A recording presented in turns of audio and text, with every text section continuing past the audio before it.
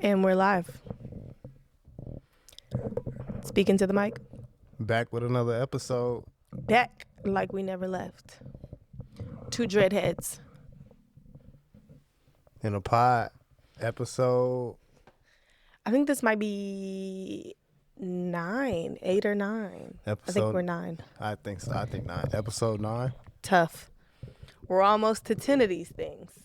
Final one of the year, 2025. Yeah. I didn't think we were going to do another one this year, but it's good to right at the end for sure. I don't think we have much to talk about or much has went on, but still give you a little extra time to have gone over what we like, album of the years and artists, what we looking forward to, maybe revision it.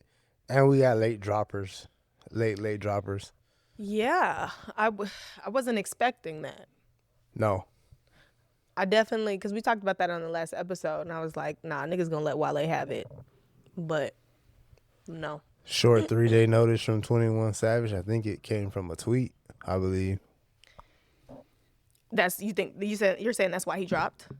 No, I'm just saying after, we perceived everything was done. I think around like a Tuesday, he tweeted something out about I'm dropping Friday or something like that. And it was like a short 2-3 day notice. Well, we'll get to 21. So we can go back because at the end of the last episode, I told you I was going to the Leon Thomas concert. Yep. That was December, maybe like 9th or something like that. Because we was over here for Amir's birthday. That was afterwards. So yeah, it might have been the 8th. It might have been like the night before. Phenomenal concert. Great. 10 out of 10. No notes. Well, I wish you would have did some stuff from folks, but this was the Mutts Don't Heal tour. So okay, I was gonna say, were you familiar with all the concert material? Not all of it. He was doing a lot of stuff from that first album. The only thing I really remember from that album was Love Jones featuring Ty Dolla $ign. Yep. It was a couple other songs on there that he did. Okay. But he did a lot of stuff for, not a lot, but a good amount of stuff from that album. The majority of it was from Mutt though, and then the deluxe. Okay. He did Just How You Are though, which I really appreciated. I just realized how active he was the entire year. Yeah, R&B's MVP for sure. He was like more than what I had even recognized. Because even though Not Fair is one of my favorite songs of the year, I'm like, oh yeah, it did come with the whole deluxe behind that. Yeah. So. But the show was great. So he had, do you know Ombre? I don't know if you're... Yep. So she opened. She was really good too. She was really great live. It was just like her and her drummer out there, and she was playing guitar. First Ave, so it was a real intimate show. Like, it was just a great show. Like, vibes was high. Like, he's playing live instruments. He's singing. He sounds great. Like, interacting. He has good energy interacting with the crowd. You know, sometimes artists can get up there and just kind of like, next song. It wasn't none of that. Like, he was... Yeah, but he doesn't strike me as that. When you watch all of his stuff, he's more of an intimate artist. Yeah. That's his... But he's personable. Like, and you feel like you're in there. Like, it felt like, oh, damn, I'm in here with Leon Thomas. You know, like, I can't really explain exactly what I'm trying to, like, get to, but, like, it felt...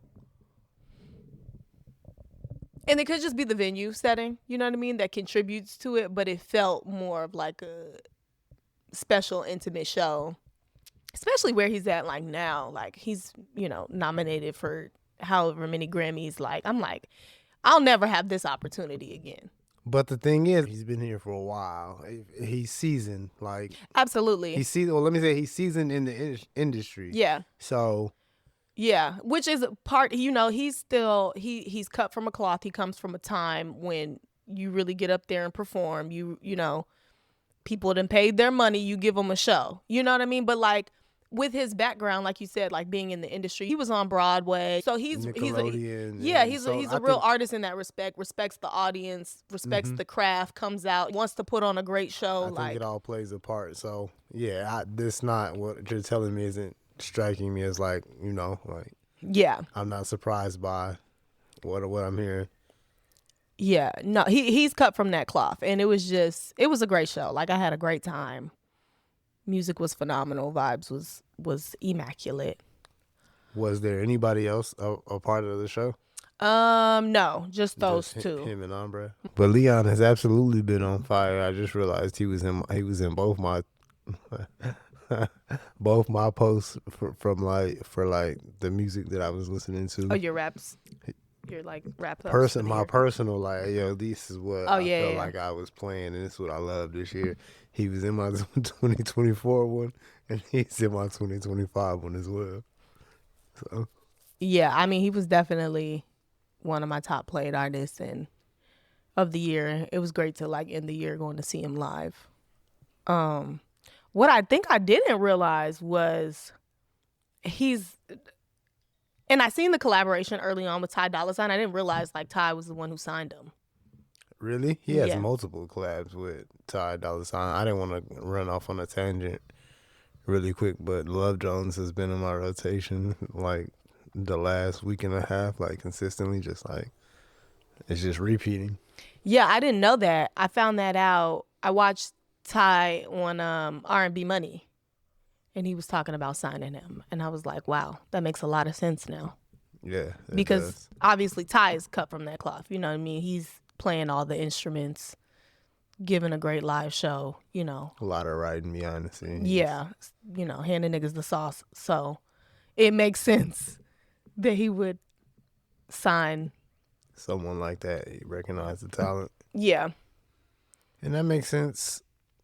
Because that's around the time Ty was on Scorpion, and around that time Leon started to link with Drake. So that makes sense. It kind of all adds up.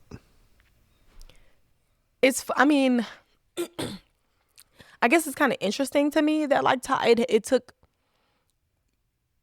for a Ty to kind of like sign him. Just because he's been in the industry so long, you know what I mean? Like he was on Nickelodeon, he'd done Broadway when he was a kid. Like he's been doing this his whole life.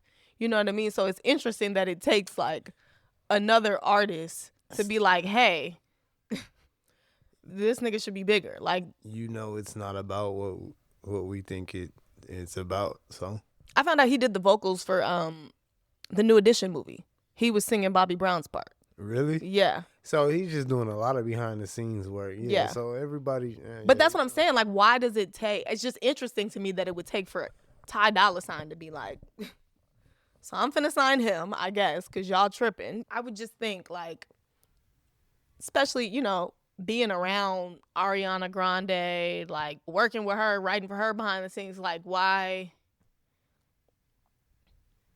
I don't know. And then what makes it finally like take off? Like what are you looking for? What are the powers that be, the labels, things? What are you guys looking for actually? So do you? Because it's clearly not talent. So do you feel like this is interesting because I don't feel like, and maybe I don't know, like I don't know the behind the scene politics and I could be off, but like it doesn't feel to me like there was like a button push on Leon. No, all authentic. Even him blowing up and getting to where it is now, like even like you would think there was a push. No, it's all authentic for him. But like that's interesting to me. It doesn't even feel like the machine or anything got behind him. Well, it feels like a lot of like how it used to feel back in the day, whereas like we put the artists up on this place and then the machine decides to, we'll give them the extra push. You know what I mean? Like, it's just interesting. I'm just like, he's just been here this whole time. You know what I mean? Working, like you said. Because I even think he was on Insecure, but he was acting. Mutt didn't Like, Mutt didn't make mainstream noise statistically on the charts until after the Chris Brown feature. you don't think so? No, I know so. It was already a big song, and I feel like that's why Chris Brown hopped on it. Yeah, for us. But if you look at chart wise, like it made its way into the charts. So I don't know. Well, so then is that the one that's like higher on the charts, the one featuring Chris Brown? As far as chart wise, I don't know. I think it started to make noise after the remix. Well, I don't know, and I don't remember what month it was, but I remember definitely going to a yoga sculpt class, and Mutt was playing. But it wasn't the Chris Brown version. I think this was before Chris Brown had even hopped on it. Yeah. That's a fairly white class. And I was shocked to hear that playing in a yoga sculpt class. So yeah. And this was pre-CB remix. Okay, nah, it was making noise for sure, but I'm saying like it was still climbing even though it had been out a while. Like where you would think like, damn, it's barely here. It should have been past here. This song has been out. I want to say that shit probably didn't hit charts. It took a while. I just know it took a while. Well, so I can see that maybe also because it did come out in 24. And it probably didn't hit charts till 25, sometime in 25. Yeah. But it was like... But it was instant, though. I feel like leading up to the album, Mutt had already been out. Mm-hmm.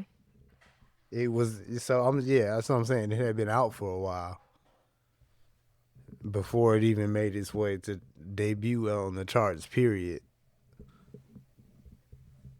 So what I'm initially saying, like, yeah, it's like all authenticity.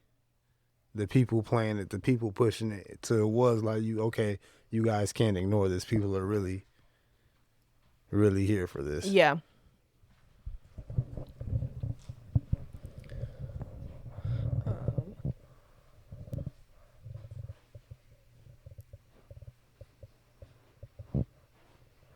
And I still feel like he has potential to grow. Oh, for sure. That's what I said. I'm just like, I'm never getting this opportunity again. Like, this nigga will never be in this small of a venue ever again. Like, and I think that there is a lot of like crossover appeal with it. Like, I was shocked at the number of white people there. Really? Like, I mean, it wasn't a lot, but nah, yeah. I'm like, y'all know who Leon Thomas is? Like, I was shook. Hearing white people being there is very shocking. It was, yeah. No, that's really like... And it was sold out. I mean, they weren't, they weren't the majority there. But it was a decent number that I was like, oh, yeah. And they knew the words. I'm like, oh. Because, sometimes white people have like a habit of like, they just be going to concerts. They will go to concerts, not know the artists, not know the songs, and they just like going to concerts. I mean, that's kind of not... It's not what? It's not a bad idea. Like, you can really catch a vibe like that, get in tune with an artist like that. Yeah. No, I mean, it's not bad. I was surprised. I just was like... I'm not even lie. I started looking at Future different after we went to that whatever tour it was for Drake. Oh, Nothing Was the Same, or whatever the name, whatever. Yeah. So yeah, after the Future performance, I was like, "Would you like a tour?" Okay, would you like a tour? Yep. I looked at Future different, like. The way he controlled the crowd, the way his Future's one of the best like live rappers. And I was like, let me go and re-examine the music, and it was like, and this is whatever the case may be. I looked at his music differently from then on. I was like, oh, this just isn't make noise, like type shit. No, he really owns some shit. yeah. So yeah, the live performance can change the perspective. Absolutely. I feel like after this concert, it just made me double down on Leon even more. I'm just like, definitely a leader of the new school. One of them niggas, like, in the long run, in the end, gonna be one of our legends. He's made a name for himself. That's really all I could say. In a time where it's very hard to make a name for yourself. But like now he's like here to stay. Like Yeah, now, so- and now he's a staple. Like now it's like he's established. yeah, So yeah, he did it in a time where it's very hard to do that, and he did it in R&B. yeah, which is probably the hardest place to do it. You know what I mean? And then again, like I said, with the crossover appeal, like how many R&B acts have truly crossed over? How many R&B acts have crossed over in the last like decade? SZA, maybe Summer Walker, maybe Bryson Tiller. Like you know, like A lot of maybes. a lot of like You're not people sure. who are towing that So line. We can say SZA for sure. SZA. And everybody else is I don't know about that. They're popular and they're big to a certain degree, but crossover, maybe Bryson Tiller is there. Maybe. I'm not sure. Yeah, Bryson lives in kind of A funny space. yeah. But yeah. So yeah, I mean, he's here, and I mean, I hope he cleans up at the Grammys. I don't know though. Like this last like push from Folded, I'm like, oh my god, they're not gonna give Yes It Is best R&B record, are they? Folded is having a second life. I'm like, a second life. You think second life? I don't think it's just ever died. I've just seen continuous run of it, continuous cover after cover, after video after after video, just a consistent. Anytime I've been out, Folded has played. Even it was a special Chris Brown versus Usher, I believe, and they cut that mug in the middle just to hold on. Let's can we play Folded real quick? So yeah, it's gonna be hard to beat Folded out of sheer unanimously. Everybody loves this song, so Folded just might be the one to clean up and do things. yeah, but I really love Yes It Is. Personal opinion, I think that's probably. I would give it to Yes It Is, but Folded is a great song. You see, I believe you gotta really love music to just love Yes It Is and walk around and sing Yes It Is. Cause that's my shit as well. Well, like I just feel like everybody when they talk about Folded, it's like, oh, she's bringing back a classic R&B sound. But I feel like Yes It Is a very classic R&B sound. Like but like also there was a lot of innovation in it. Like I don't know. I seen this video on Instagram about whoever's been writing and working with Kehlani, and you know what I'm getting at. Have you seen it? It actually might have. What's the other song that you were talking about from her? Out the Window? Yeah, I think it's Out the Window. And it was a writer for, I want to say, when Omarion was solo. And man, it's just when Omarion was on his solo act, really getting out there, really doing it, and he had his solo hits. And the sound of R&B. Can you think of the sound of R&B from that time? Mm-hmm. And so that's the type of writers Kehlani's been working with, and which I feel like is always one of those forgotten periods of music and things like that. Yeah. So yeah, she's working with those type of writers, and you see the songs that she's producing. Yeah. And so, and it sounds, and everybody's loving it. It's like, yeah, these are the type of sounds that we just forgot about. Just threw them motherfuckers out the side, like, and act like it wasn't a great period in time for us in our culture. Yeah. And she's reaping the benefits from that right now. Mm-hmm. So that's probably a little recipe right there. You can dig, if you feel like that about a certain period of time, that wasn't appreciated, and bring that sound back and work off that like she's doing right now. Yeah. I mean, and she's been doing like I seen her Colors performance. I don't know if you saw that. Yep. And then she was also performing at the Grammy Museum. No, I didn't see that. Oh, you didn't see that one? She sounded great. I mean, it kind of brought me to like something I wanted to talk about with just like vocalists and like singers. Because Givon did his Tiny Desk. Did you see it? And I didn't like it. Yeah. I heard people say that. That's the first time I've ever heard him like that. Like, was he having a bad day? Was he sick? Was he? I haven't heard him like that. When I seen him do like a little live, I seen his Colors thing. He didn't sound like that. But and he did Strangers at Colors, didn't he? I believe so. Okay. But I think you can manipulate things at Colors a little bit. I think you can too. So it didn't used to be like that, I feel like. I feel like it was straight drop the mic down and yeah, it was really a live thing. Yes, but over time it's gotten too popular and I feel like and they've started manipulating the vocals. Yeah, that's the difference with Tiny Desk. They're not doing that. And no, you cannot put auto-tune in this mic. The answer is no. For real. Like, so I think his name is Odile. Yep. So he did a Tiny Desk. And somebody was like, this is good, but I feel like this is a little premature. And he kind of responded like, oh, just enjoy it, something, whatever. And, like Stan's getting the comments like, he's been making music for XYZ amount of years and da-da-da-da-da. I get that. Let me say something.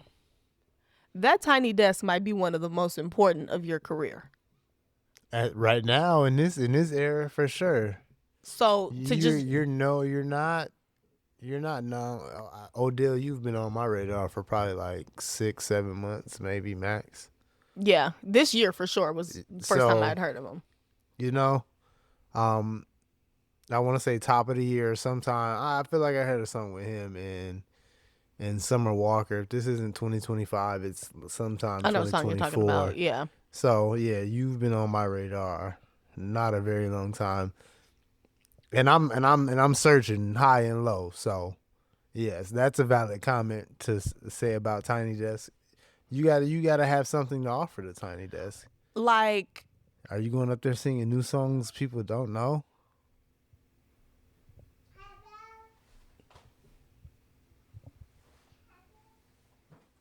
But you gotta have something to offer.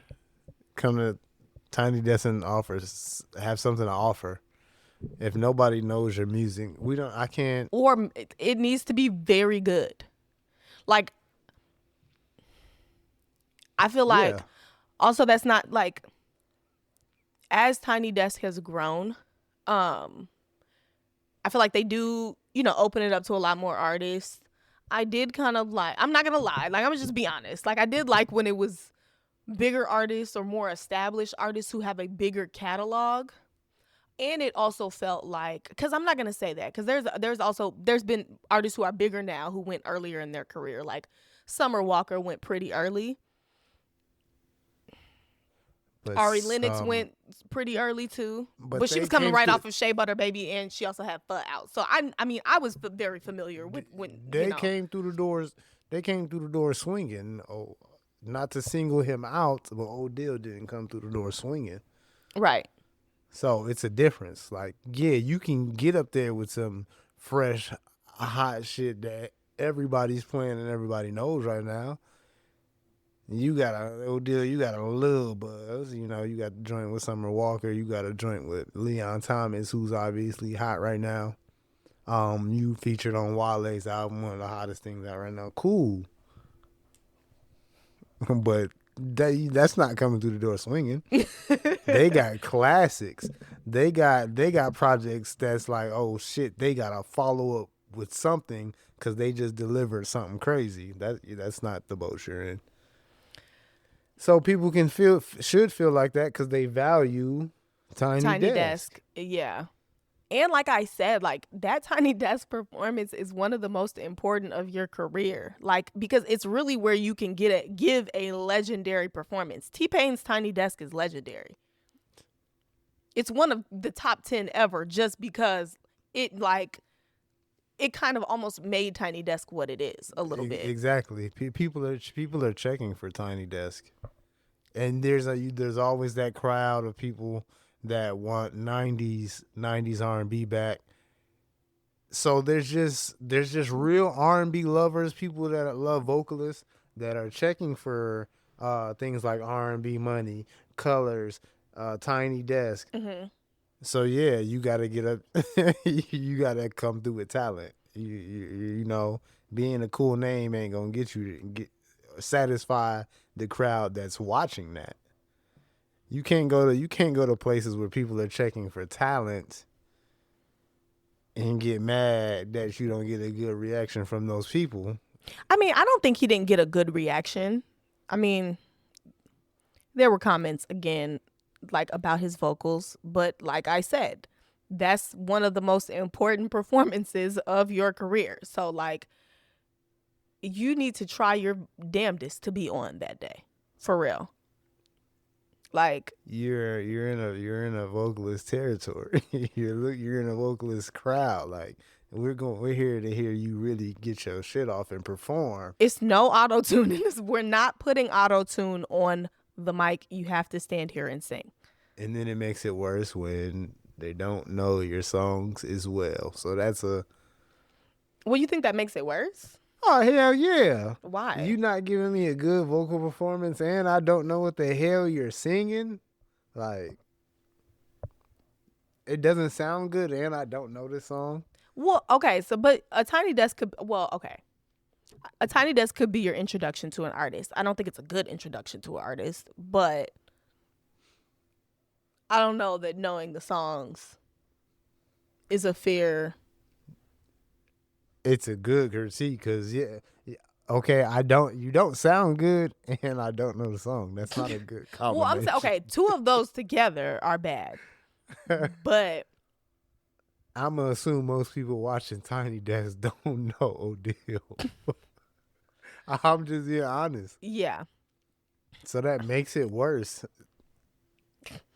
I wasn't trying to shit on Odell. I'm not trying to shit, but you're setting, I don't know, man.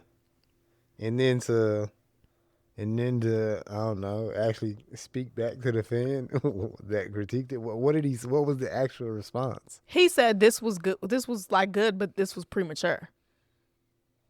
Which I is fair. Like, I think that's a fair assessment to be like this person's pretty new.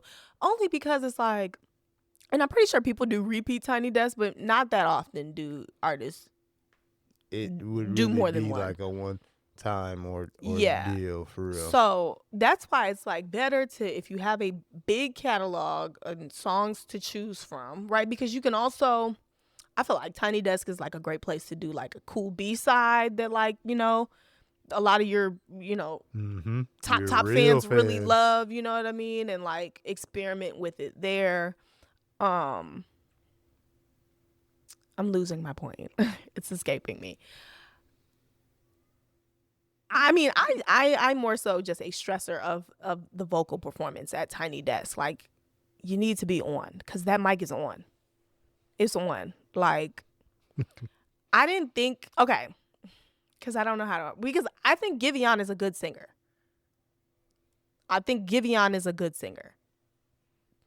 And I like Givon's voice. I think that vocalists have off days, just like everybody. But like, with your singing voice, you're really at the mercy of your singing voice. Like, as an artist, like, it's just whatever this motherfucker... You're only as good as... You know, like, if my voice is here today, it's there. If it's not, you know, there's not much I can do about it. Now, you can do the things to, you know, have a better day, get a good night's sleep, you know, warm up, make sure you're not smoking, taking care of your voice. And still come out and deliver a 6 out of 10. The voice will still be like, yeah, I'm not really feeling it today. Like, you know, like, that's just... So you're really at the mercy of your voice. So you do want to do your best to prepare for it. There are things that are out of your control. Like Ari Lennox's Tiny Desk, she was sick. I could hear it. I could just hear she has a cold. Like she's going up into her upper register, you could really hear like, oh, she's congested. Like she's sick. Now she's got a Tiny Desk performance that day. Luckily, she's Ari Lennox and she can really sing. So it's never, she's not going to fall flat on her face. But that's why I said, was he sick? Because I've never heard him like that. So I wasn't really going to kill him over that. You done delivered a couple handful of performances that I seen you sing. So that one, it was like, damn, he must be sick. But were they going hard? Like when I listened for a little bit, I cut it out. I didn't even check the comments. So I'm like, I'm not. So yeah. Why you didn't check the comments? Man, because what I just heard, I know ruthless ass people was having their way. It wasn't that bad. It's nothing that Mariah the Scientist hasn't delivered 12 times worse. Truly. Like, for real. Like, and that's where I get irritated. Because don't pick on Givon when there are other people in the world. Yo, that's crazy. Like, be so serious. Yeah, I mean, it wasn't his greatest vocal performance, but I've also seen throughout the year, like since the album dropping, him doing other performances that sounded really good. Yeah, so and my thing is like, Givon is a vocalist and he's a live singer, and like, I have to give niggas respect for that, for just singing live without auto-tune. Like I have to give it up to them every single time, because in this industry, it's a dying art. Niggas don't do it anymore. They're quick to throw auto-tune in the mic. There's a reason some of your faves have never done a Tiny Desk. I feel like he's been out here since about the second quarter of the year. So to have an issue or have a bad performance the last quarter of the year, it's a roll my eyes and keep moving. It ain't, Yeah. Because his performance on Jimmy Fallon, or it was either Fallon or Kimmel, I can't remember. It was great. His Colors performance was great. Or I think, was it Colors? I think it was Colors, maybe. And I think he also did an Apple Music one. That was really good. Like, so. Everywhere I've seen him all year long, he's been delivering. So, even though it is Tiny Desk, that's like almost a little bit more, Yeah, you go into the finals and, I know. That's what I'm saying. That Tiny Desk performance is one of the most important. Like, please don't butcher it. This nigga Leon Thomas is nominated for a Grammy off of his Tiny Desk performance. Like, so, I'm not going to kill him. Gotta go up there and score. Like, but yeah, I ducked them comments for sure. Man, get up off my boy. Y'all not finna kill my nigga. Like, he's been having a great year. Man, get up off of him. I'm not finna let y'all tripping. Yeah. Man, I think I talked about on one part. One nigga said something about Givon his album dropping. I was ready to go to war. This is like 48 hours after it dropped. He's like, nobody talking about it, this and that, trying to clown. And I'm just like, yo, nigga, this is some great shit. Well, I'm kind of surprised that, like, one, that it was nominated for a Grammy, because I really did not hear people talking about it. I felt like I was the only person talking about and listening to this Givon album. And even when we was at the Christmas party the other night, I heard Jameer singing Strangers. I'm like, okay, so niggas know these songs. Like, I just felt like the whole year I didn't, you know what I mean? Like, when you're not seeing it, like, reflected in, like, on social media or things like that, I could kind of, start to feel like, oh, I'm maybe the only person who's really listening to this. But it was great to see, like, now I'm seeing, like, oh, y'all was fucking with this album. Y'all just really. But I would say personally, Jameer probably has kind of like a little decent. He's very R&B, so I'm like, not too much. I can't give too much credence to this. He's checking for it, but like, I seen some songs on just like some best of 2025 lists. Like Numb, I seen a lot Okay. on like you know, the playlist. You know, people will pull out the like Tidal have the best of 2025 playlist. I seen Numb there. I seen I Can Tell. I want to say one of the biggest shout outs I've seen this year for Givon had to be like LeBron showing love to Keeper at some point in time. Oh, really? Yeah. But besides that, I don't know. You know, niggas doing R&B, they really got to get it out the mud. Got to. Because, yeah, even like I said, with Leon Thomas, it don't feel like the machine got But- behind him.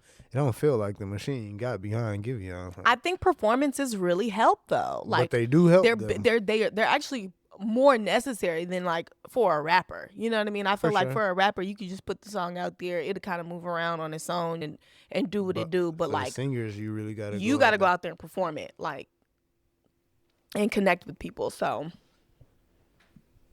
not too much on Givon. I hate that. Not too much on my boy. Like, man, these guys not really getting that love when they really producing, and they really gotta get it out the mud on their own. That's what I'm seeing with them. But when you're there checking for the music, it's like, oh shit, this is amazing. Put this out there. I will say when that dropped, Joe Budden did shout it out and give it love. oh really? Yeah. Oh yeah. So I would say that and LeBron showing it and showing Keeper love. But besides that, no other platforms talked about it that I seen. Yeah, and I don't know. I mean, didn't really see it on any year-end like lists of like best album and. I don't know. I don't know what the people are looking for. You know, I don't know. You know, and we had this conversation already, like when the album first came out. But I was just like, I don't know what he could be he could be doing to promote this album, because he was performing. We had talked about that. And Like, yeah, there was more. Or even after that, there was multiple more performances. you know, I mean, and maybe it like I don't know though. I feel like R&B is also not a genre where it's like I'm finna force this down niggas' throats. Like, it's more so you just gotta hear it in the wild and you know, or be looking for it. But it's with like promotion and like everything's such a like TikTok era and all that, like it's hard to like, you know, promote songs in that same way that like maybe other genres it's easier for. Because I wonder, are the kids even checking for the music? I don't even know that like really young people listen to R&B. Right. Like, I don't think that they do.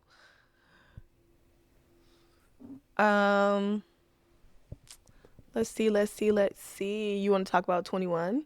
That's a hard pivot. Do I want to go to 21? No. No. Okay. Oh, we could talk about some media stuff. Ebro in the Morning canceled. Okay. What do you think that was about? I mean, I think it's like a ratings thing. Like, I don't know that people were listening to Ebro in the Morning. It's also interesting because I have listened, and there have been periods of time like where I would listen to it, because I really like Ebro and I really like Rosenberg and I like Laura and everybody else. But it's definitely not like, obviously the focus is not music, you know. It's one, very New York centered, you know what I mean? They're a New York radio station, so everything's centered around New York. It's very mainstream. You know, they're not breaking artists, any of that. I don't feel like artists necessarily even were feeling like it was part of the media run, like, oh, I got to go up to Hot 97 and talk to them, you know? So it just kind of was like, what purpose does this serve in the media landscape, and then particularly in our culture? Like, what is this platform really, you know, mean or doing? Man, I can't stress enough how the times have changed to a point where like the people, there's a new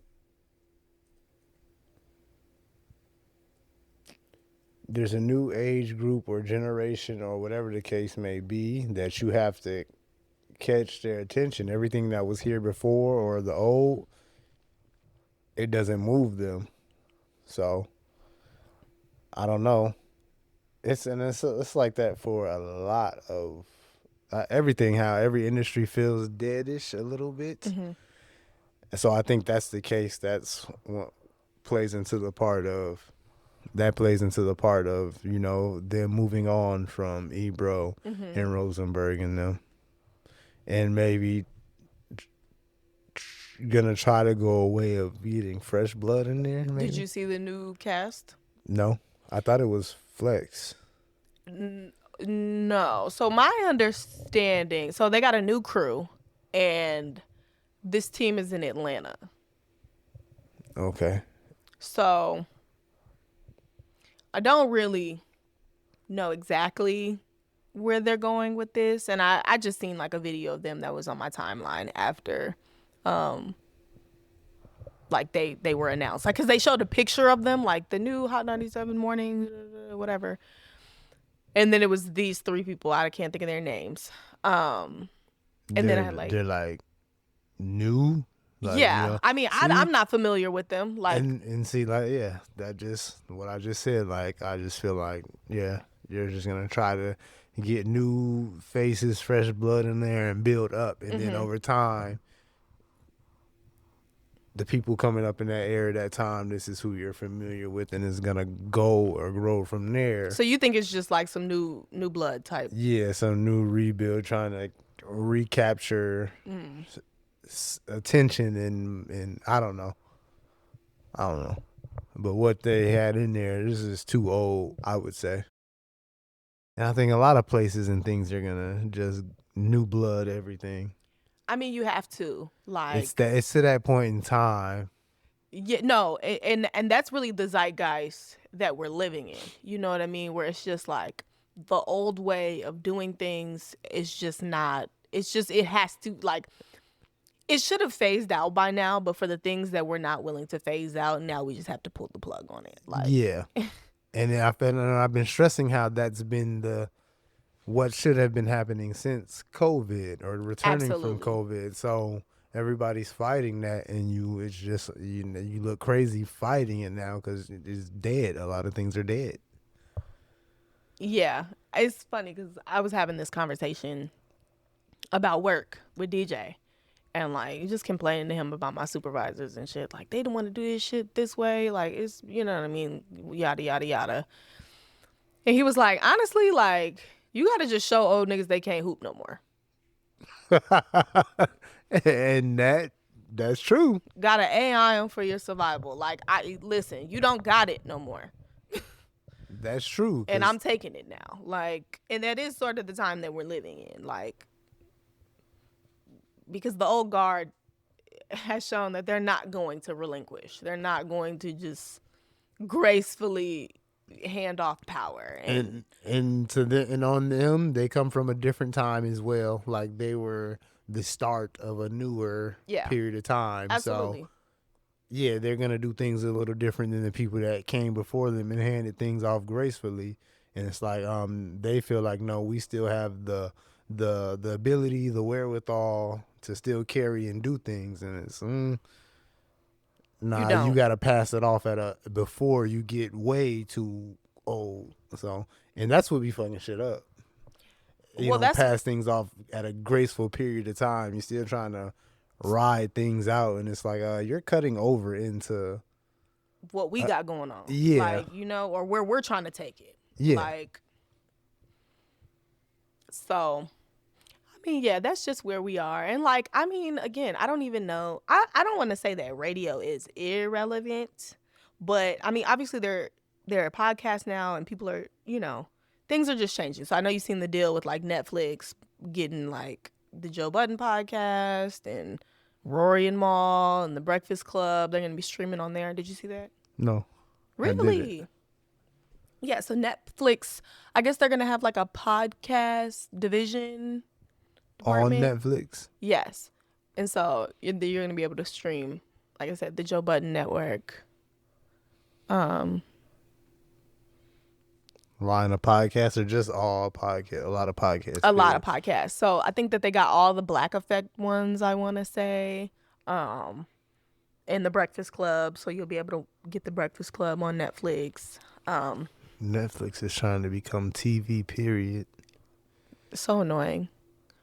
There's just like everybody's trying to capture everybody's attention again. If you can understand that, we all used to sit down at one spot, one time, watch one thing, weekly, daily type shit, like in unison. We don't get that no more, and I feel like people buying other streaming services and things like that, they're trying to become the one focal point where everybody tunes in at. So we're just redoing TV. Redoing cable. Like, but then I don't know though, because it took me till Christmas Eve to figure out where the fuck the basketball games was. Like, we had been watching basketball for weeks, and literally DJ was like, why every time I get, because we used to watch it through YouTube TV. He was like, how come every time I click on here, it's only one game? And I'm like, you know what? I didn't notice that, but that's true. Like, and before it would be a whole lineup of games. So I'm like, I don't know where this shit is streaming. We had just got Disney Plus back. I'm like, oh, let's go to ESPN or Disney Plus. It's some stuff there, but it ain't. I'm like, where are the games? If we wanted to watch The Grinch, I gotta Google where to watch The Grinch. Mm-hmm. You gotta find where Peacock. these things are at. Oh, let me go get Peacock again because I had canceled. Get Peacock. Oh my God, here are all the games. They're everything's all over the place. NBC, Amazon Prime, Peacock, ESPN Plus, all that extra shit. They're all spread out. People were complaining about that for NBA when the deals and things were announced, and they were just like, "Oh, you just gotta do your work to go find them." Like, I don't want to do work to go find. No.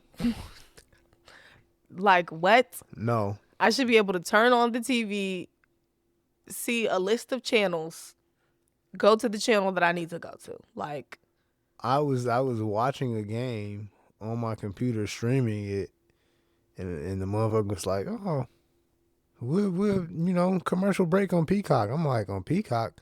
I'm like, I had fucking Peacock. Why didn't nobody say this game was on TV? Like, it's a lot of nonsense happening. Yeah. Like, yeah, and I'm just sitting there struggling. The stream ain't working nice and good. Refresh, reload, all that goofy shit. And then it's on Peacock. I'm like, motherfucker. Got that joint in real time on the big TV, just flowing perfectly, naturally, no stoppages, none of that. And yeah, it's just right there on the TV. But I didn't know. Let me look up this game. This game is on there. I know I can stream it whole time. It's just right there on television. But yeah, I don't know, why would you strike a deal with Peacock? When did Peacock become big enough to like? Well, it's NBC. Oh. Okay. It's NBC. This is how I think of it. So Peacock is NBC. Disney is ABC. Okay. I don't know who CBS is. I'm trying to it's confusing for me only because we be watching like, or maybe they have a deal. I feel like CBS has like a deal with YouTube TV. Honestly, I watch everything through YouTube. Honestly, like, YouTube is my. I have Netflix and I will use Netflix, but when I be watching through Netflix, I can tell I'm on the internet. Like the streaming be terrible. Like, do they not got the lowest quality streaming for real? Your shit will buffer on Netflix. It depends on the package that you have, the Netflix package that you have. So, like, when I'm on YouTube TV, it feels like I'm back on TV. If you buy the bare minimum, it will look like you bought the bare minimum. Like, and the same thing for Peacock. I'm so sorry, but I resubscribed. Why am I paying you for ads? That seems crazy to me. I don't know, but when I turned that basketball game on Peacock, that joint was clear as I don't know. It looked nice. I don't know what Peacock version you got. No, I had ads. I'm just talking about the ads. I mean, shit. I don't. It was just the ads for me. It feels insane to pay for ads. No, because it's just a game that's being played. These motherfuckers making money. But that's what I'm saying. Like, I don't understand. And like, why? Because why am I paying you for ads? That feels insane. You paying. No, look.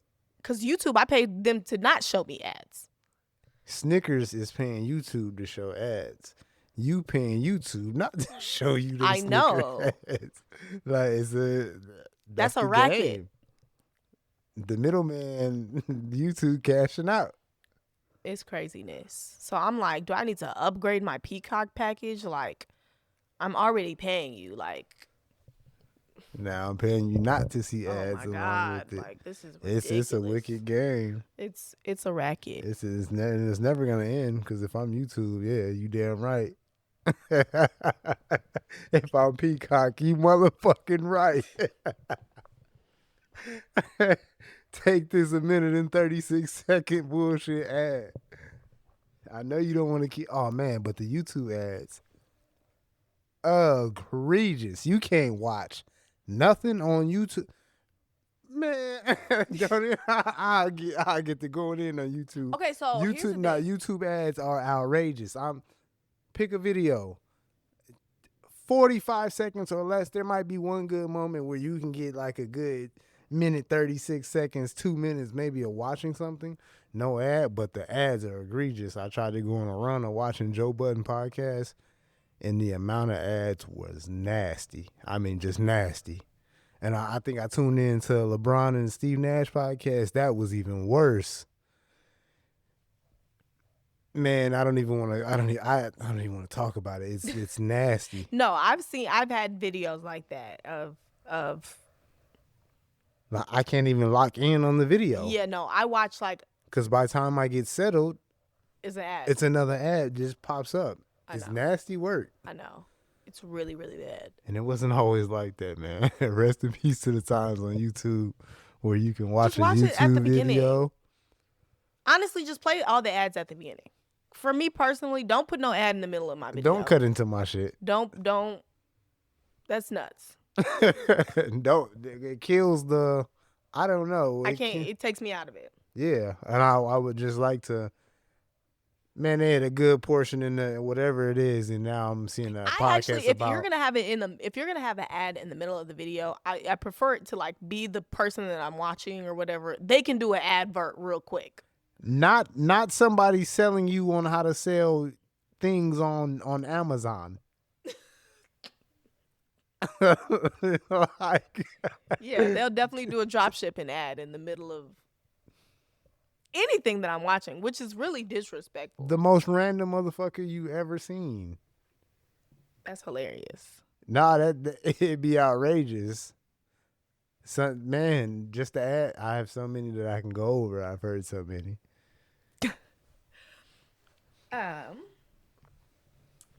So yeah, but I mean, so what do you think about like all of these like hip hop platforms going to streaming? Do you care at all?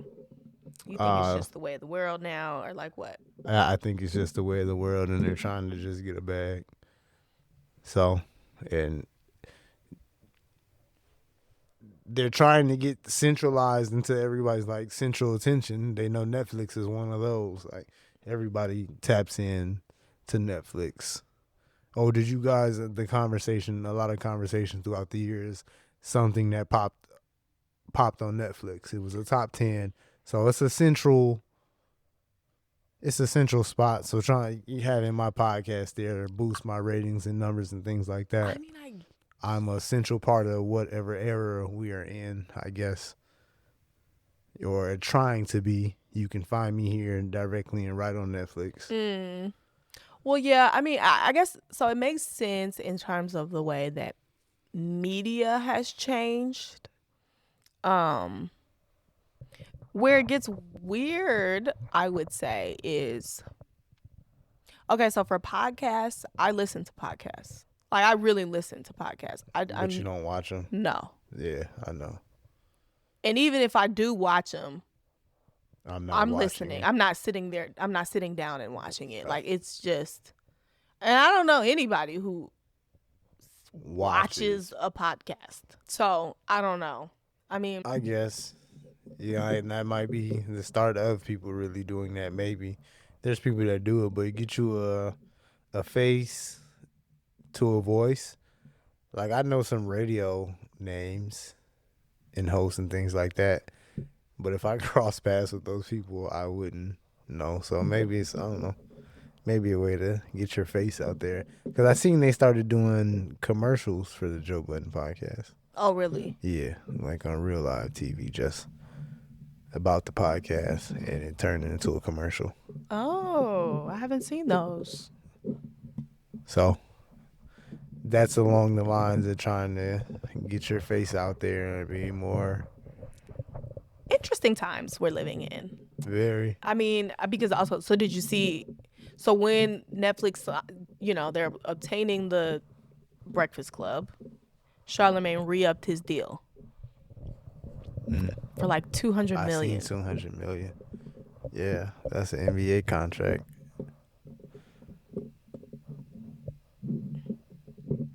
Are we congratulating or saying how we really feel about that?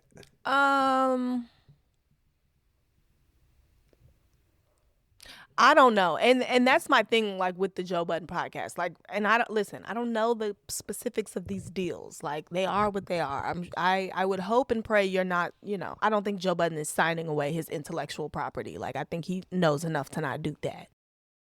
I guess my thing is just in terms of our media, like Black media, like having ownership of it.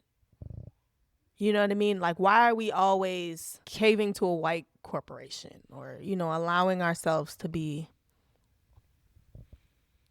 And maybe it's not a bad thing. Like, I don't know, like it does. Because it is mass media. You know what I mean? Like, Netflix is in damn near every home, like. For me, it's always going to depend on the deal and the specifics of the deal, which be hard to understand. Like, are you selling away, pretty much your soul to, I don't know, you're giving away, so I don't know, when you can build your own. Like, in these times, like Joe Budden, and he's building his own, kind of built his own for real. Maybe some help from a certain partnership or deal, but he owns his everything, and look how big it is and how much money he's making off that. Right. In these times that we're in, he can really get a bag, just like how Charlemagne did. I don't know how Charlemagne got the $200 million, but Joe Budden and himself, how he's building that and continue to build that, especially in these times where it's like feels like everything's an open landscape pretty much. I don't know why you would be selling anything over to white corporation when you niggas gotta really, really give me the bag if you think I got motion and moving shit like that. But right now, nobody's really a superstar. Nobody's really like,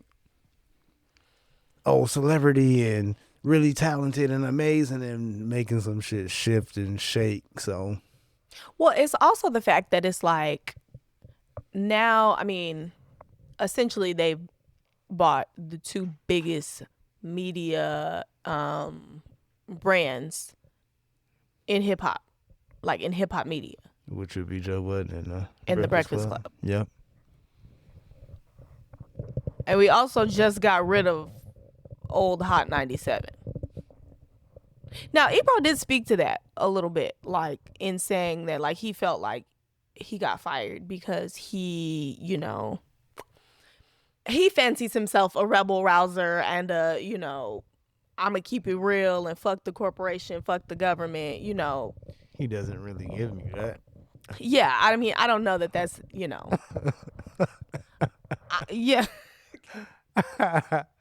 Listen, I'm not going to do that. He doesn't give me all in on the corporation side either. Okay, but yes, okay, because he doesn't do that. You know what I mean? I think I got to keep, I keep Ebro in context. I don't give a fuck how long the nigga lived in New York. That's a West Coast nigga. Nigga, you from Oakland. So I know where your spirit is. You know what I mean? I know where your heart is. I don't know that you always are carrying it like that, though. You know, Yeah. like you ain't just. Come on, bro. It's They not can on your present chest, they can like they can like present Ebro with something. you know. So Hey, it is what it is. but yes, it's just interesting to me that like the two biggest hip hop media brands are now both being made available on Netflix, and I don't know. I just be wanting like we have to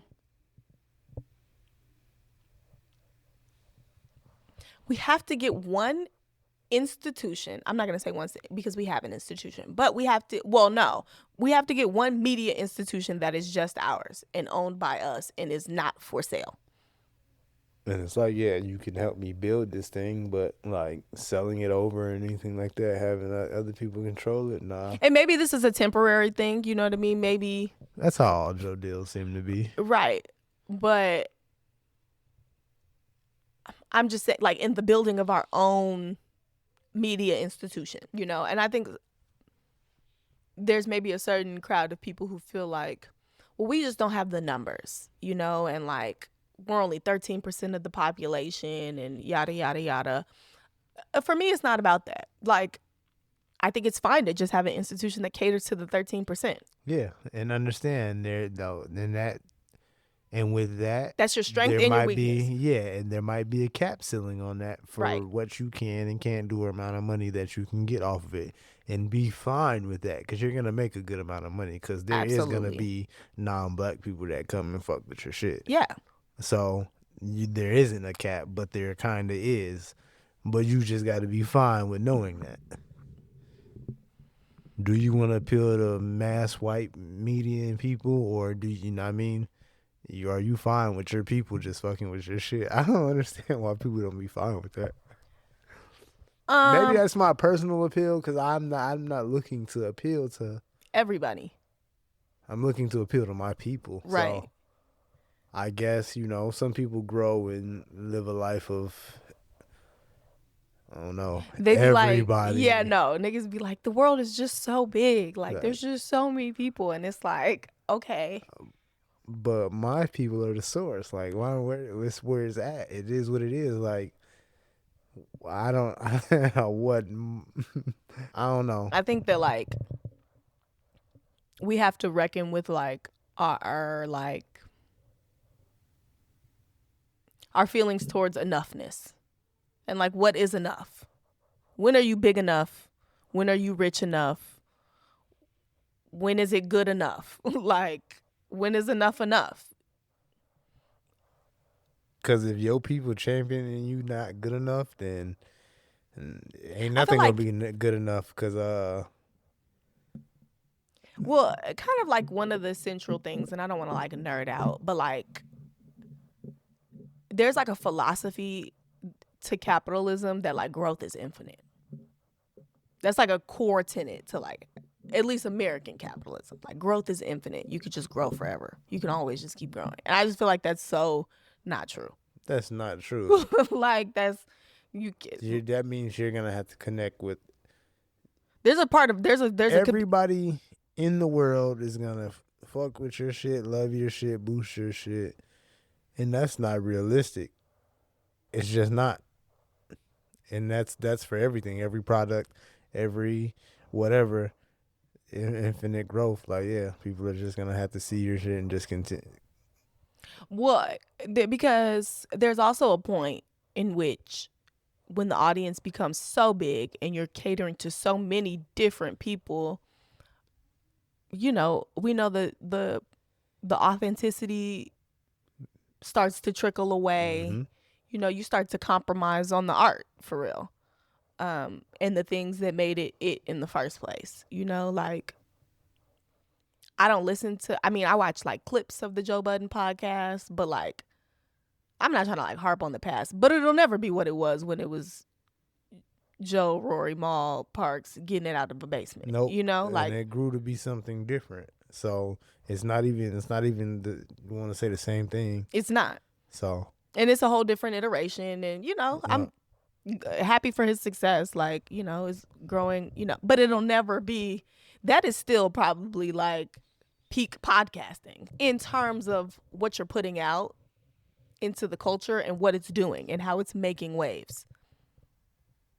Now it'd be like Joe Budden says do do do do do, and it's like it don't feel.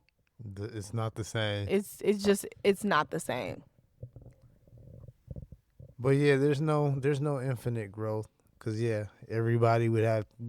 That would just mean everybody's fucking with your shit, and it's just going and going and going, and that's not possible. Or it becomes something totally different.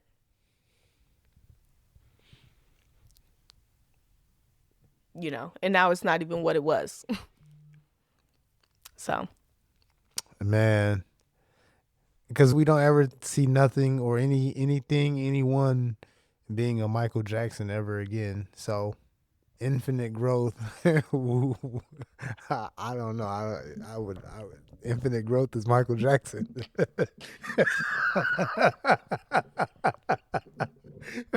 Tell me I'm lying. I mean, like, yeah, but like it killed Mike, you know, like he's been doing it since he was 5. Like, where do you don't see anything or anyone ever reaching Michael Jackson levels of life. So like, I feel like Apple and that shit's trying infinite growth. Apple Car, Apple Pen, Apple Phone, Apple this. Like, everything is Apple. Everybody's gonna use everything Apple and shit like that. Like, but it becomes so whack that way. Like, I'm sorry. Like, it just does. Like, it just becomes, and we've just seen it so many times in so many different examples. Like Apple, the iPhone's not shit.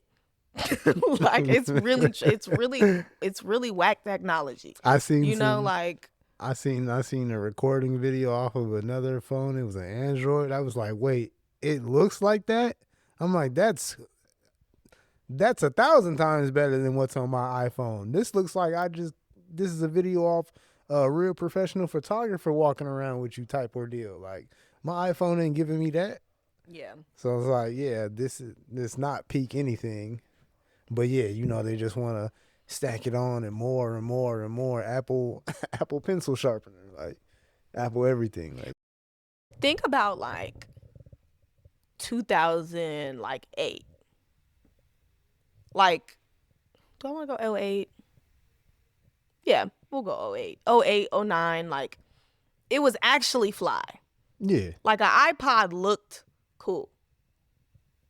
Like, this is like, it looks chic. It looked, when you seen an Apple computer anywhere, it looked top of the line. It looked unique. Like, and I'll even say, like, even with my MacBook, like, because, you know, I've finally gotten back into the lab and I'm producing music. I'm like, damn, this bitch is really a workhorse. Like, you know, like, but I get that feeling from the MacBook computer, you know? This iPhone ain't shit. Listen, I hate it. I'm not going to go into that rant, though. When y'all see me with a BlackBerry in 2026, mind your business. Running around here with the old school phone. I should have never left. I really feel like that's some fly shit. I feel like the new thing is going to be not the internet. Oh, absolutely.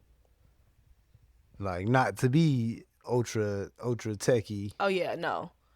It's going to be a limit on, like, how much tech, what type of tech, right? All that. Man, I don't even want to get off. I don't even want to get off into too much tech. But yeah, I think the new wave is social media is dying. Not being on social media and things like that is going to become. Well, that makes that. I don't know how to feel about that though, because then I also feel like real life things are going to start coming at a premium. I mean, it's already expensive as hell to go to a concert. Like, that's probably only going to become more expensive, you know? But then that's cool, but then that makes me want to, like, invest in it more. Because now I'd be like, should I go to this city to go see this show? Like, you know, like, if I'm going to pay $200 plus for a concert, I damn near should go get a trip out of it too. Yeah, I don't blame you. Like, you know? So, That's how I felt about the Chris Brown concert tickets. He was in Chicago. I'm like, that would make sense for me. yeah.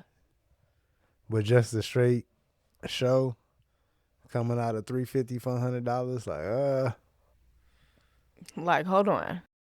Yes, I do. I definitely think, and it's also like end of 2025. So we're definitely we're going into the latter part of the decade. Mhm. Like, and maybe, I don't know, maybe as time goes on, like the 2020s will like reveal themselves. I don't know what this decade has been about. Like, I don't have a pulse on what we're doing here. I don't feel like we're doing much of anything. no, Like, you can't tell. The last 5 years, half decade that done went by, and all we can talk about still is COVID. That's all we know, for the most part. The COVID, since COVID to now, has just been. It's hard to explain, man. It really is just hard to explain life. You can't tell me about the 2020 decade. What is it? COVID. am I exaggerating that? That's I what mean, it's but I feel still. like we We're, haven't been in like the pandemic for like years. yeah, we're still like just getting. This is the like tail end of the effects, or I don't know, So you feel like the whole thing has just been like COVID and trying to recover from from COVID. COVID. Yes, we haven't. I go through malls, buildings shut down left and right, stores left and right. It's like, other stores outside just shutting down buildings. You just notice the Targets, the Cub Foods. What other stores have just shutting down? Or stores are just shutting down. It's like, I think this is just all effects from COVID and not having the money to keep these things up. So it's just shit just really fucked up, and we're feeling the effects of COVID, the lasting effects from COVID now. Shit just be different. Shit just be. What you can say? You can say Trump maybe. This decade, what's This this has just been decade this been year. about? Yeah, that's just this year. So, and exactly, and you can throw Trump in there. That just tells you about the last couple amount of years, I feel like. But you're right. You can't tell me about the 2020 decade so far, and we're halfway through. Yeah, I mean, like I said, I think maybe as time goes on, it'll start to reveal itself. In 2015, could you tell me about the 2010s? The 2010 decade? You feel like? Um, Hell yeah. I mean, I guess I could, but life was so lit that it was just like. So you could tell me about But the I can tell times you in better life. now, only because we're You- posted. But okay. like, it just felt better to talk about. Maybe like I think that's what it's like. Because I could tell you right now, like 2016 feels like Uber's is $8 to go anywhere. Drake is playing somewhere. Somebody got a bomber jacket on. Everybody is like dressed like Bryson Tiller. Everybody walking around in bomber jackets and dad hats.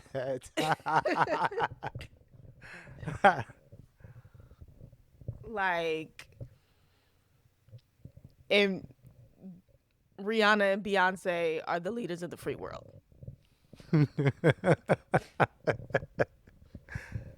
So yeah, if you could just speak on 2020 till now, I don't know.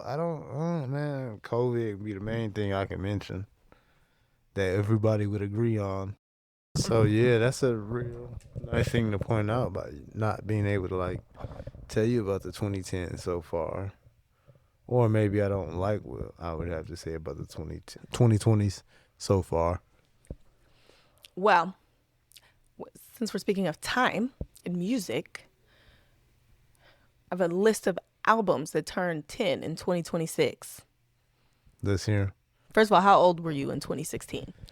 2016, I was 24. I believe so. Yeah, I was 24. I or was 23. Yeah. 10 years ago almost. So In 24. 2016, I would have been 18. No, 19. Yes, I was 19. So albums that are turning 10 in 2026. Frank Ocean, Blonde. Rihanna, Anti. Drake, Views. Beyonce, Lemonade. Childish Gambino, Awaken My Love. Mac Miller, The Divine Feminine. Black, Free Black. The Weeknd, Starboy. Bruno Mars, 24K Magic. Party Next Door, P3. Solange, A Seat at the Table. J. Cole, For Your Eyes Only. Yep. Kanye West, The Life of Pablo. Anderson .Paak, Malibu. Future, Evil. Travis Scott, Birds in the Trap, Sing Sheesh. McKnight. Kaytranada, 99.9%. Jhené Aiko and Big Sean, 2028. Hey. Isaiah Rashad, The Sun's Tirade. And Schoolboy Q, Blank Face. Okay. That's a good list of albums. That's good times. That's great times. Oh my God. That's definitely good times. Like, wow. But Free Black, probably the most surprising. That's 10 years of Black. 6 Black. you know, I wanted to say 6 Flags so bad when I read it. Yeah, that, I mean, it'll be almost 10 years since Rihanna put out an album. That's nuts. And I feel like she can drop today. And everybody would act like, it would be the biggest thing in the world, but like, it would just feel appropriate. It would. It would fill a gap. It would. And you know what? And we be having artists be going missing, or as far as the male cases, they be going to jail and things like that. But we be having down period of times because, you know, artists go missing or we having them take away. But a drop from somebody like Rihanna would fill a gap that feels here right now. If you like, I don't know, there just feels like a gap. I get what you're saying. So or a void. So and she could fill that one.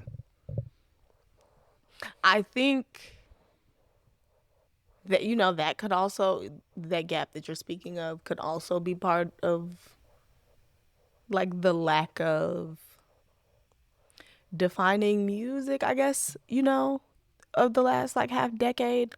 Or like non-superstar artists dropping. That's what it feels like. We haven't gotten drops from like superstars. Maybe. And ones that we should, like Rihanna, we feel like you should still be dropping music. Yeah, I don't know. Like, I guess now, like, I'm able, like, when it was going on, like, I didn't realize, like, how much of a staple Rihanna really is. Like, because she was always putting out music. Like, she wasn't an artist that's gonna go away for 5 years. Like, after 2 years, Rihanna had a new one for you. You know, or she's on a hook and it's the #1 song for half the year. Like, so Rihanna is a void out here that hasn't been filled. Because yes, when you have somebody like a Rihanna in the mix dropping as well, there's a space of time where she's the it girl, she's the moment nobody else is dropping, and that also creates more time and space for other names and artists to work and build. Yeah. So yeah, the lack of superstar like drops or space is a problem right now. But that comes with people not making great music and being a star. So, okay, so do you think that just is like, so in that period of like this last 5 years, there typically would have maybe been a class of artists that were becoming superstars, like who would have maybe come out at the later 2010s, but like the 2020 to like 2025 have been there, like, no, these are the artists right now. You know what I mean? I think COVID kind of messed that up for the little babies, the Roddy Ricches, the Meg Thee Stallions. When a torture, the babies, when a torture or energy or is getting past your way, and then that came and shit. It was the flood. It was the flood, yeah. and now I mean, and some of you guys were lucky enough to have little boats to kind of survive on, but not all the way. And it's like everybody has to start from the ground up. But you still have the clout of a the baby, the Meg Thee Stallion, to kind of take the new school that came with you, and you know now you are the star, but you're not superstars all the way up there. Like I don't know if you can kind of understand. No, what I'm I get saying. what like, you're saying. It COVID and all that kind of crushed that momentum for them, throwing them really, really, really into the mainstream in front of everybody while they were having their moments for real. Roddy Ricch did not get to live outside off the success of the box, making all these stops and. Yes, come over to this side, baby.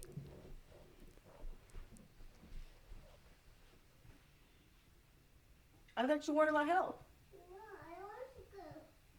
Oh, well, you know Roddy Ricch didn't get to make these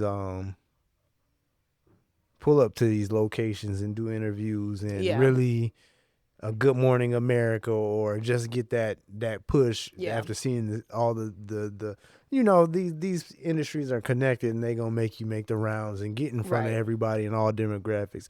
I don't think Lil Baby got to see this real live outside success off his was it My Turn? Yeah. And things like that. These is smack dab right in the middle of COVID or Meg Thee Stallion coming on about late 2018, 2019 doing her thing. That's going right into COVID and all of that. So I feel like that messed up the flow or ecosystem or the whatever it is thing. The COVID stopped all of that. A transfer, you know, a passing of the baton and energy, or all eyes and attention, and where you can see where, I don't know, how we got here, how we got to these people. Right. Because there's always a timeline. There's always you can see how we got to where we're actually at.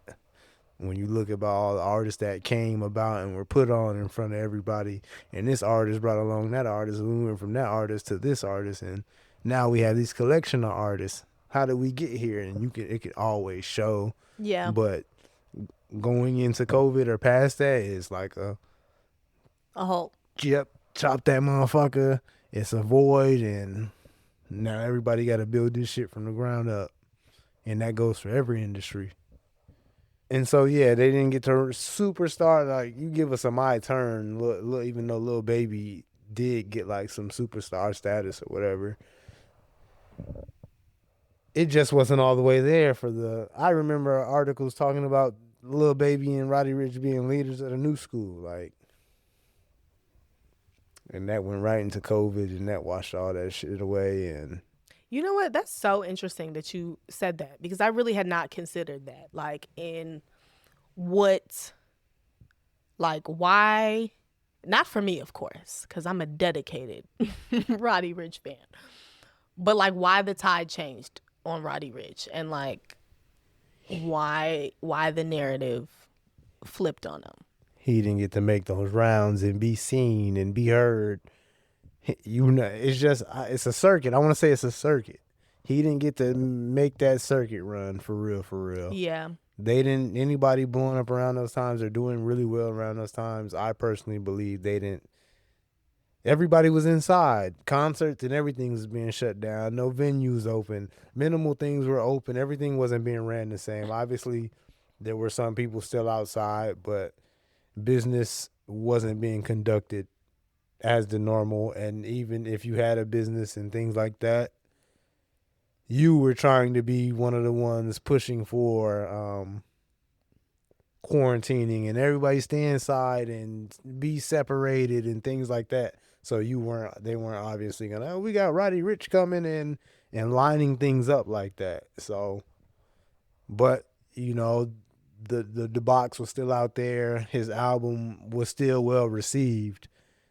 Their albums were still well received, but they weren't outside. Nobody was outside. So I feel like that plays a very big part. That is so fascinating that you just said that. Like that has opened my eyes on a lot, especially particularly with Roddy Ricch. I did have that written down, like because I guess his like album got pushed back or whatever.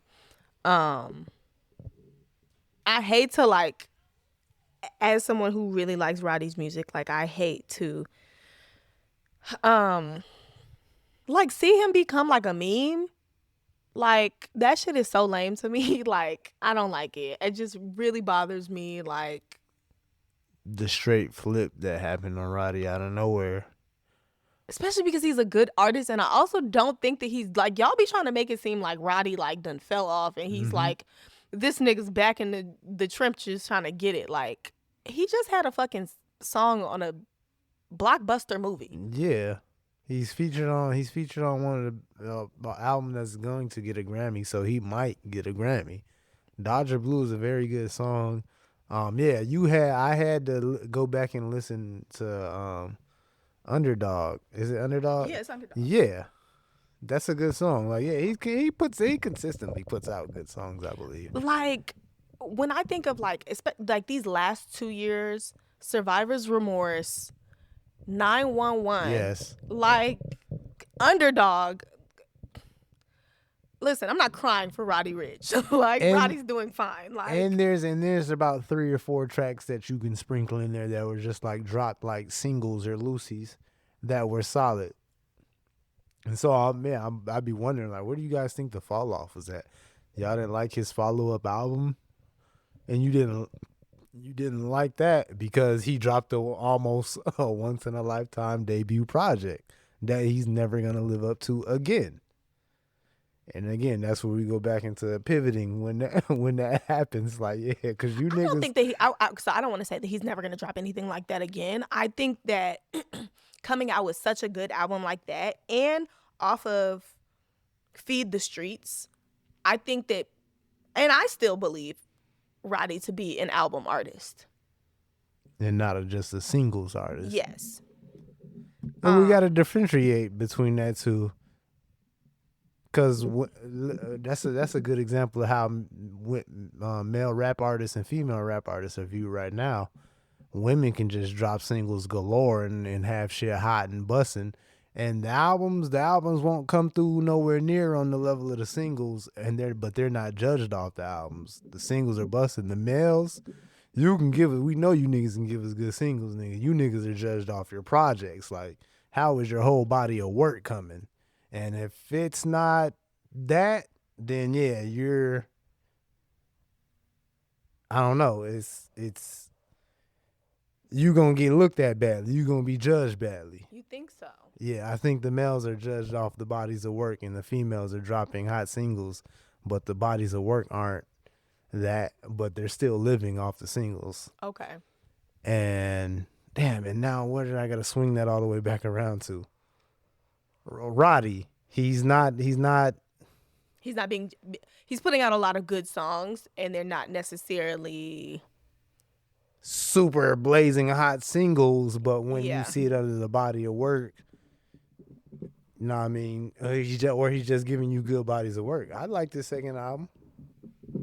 You did like his second album. I didn't love his second album. I didn't love it. I liked it. There's songs on there that I still play that I got. Yeah. But also, I wasn't mad at the second album only because I really loved Feed the Streets. And please excuse me for being antisocial. So if you put out 2 great bodies of work and I don't like the third, that's not a knock against you. I was just about to say that. I was just gonna say, because you got a whole I got a 3-pack in my mind, and a nigga just went 2 for 3. I'm fine. Yeah.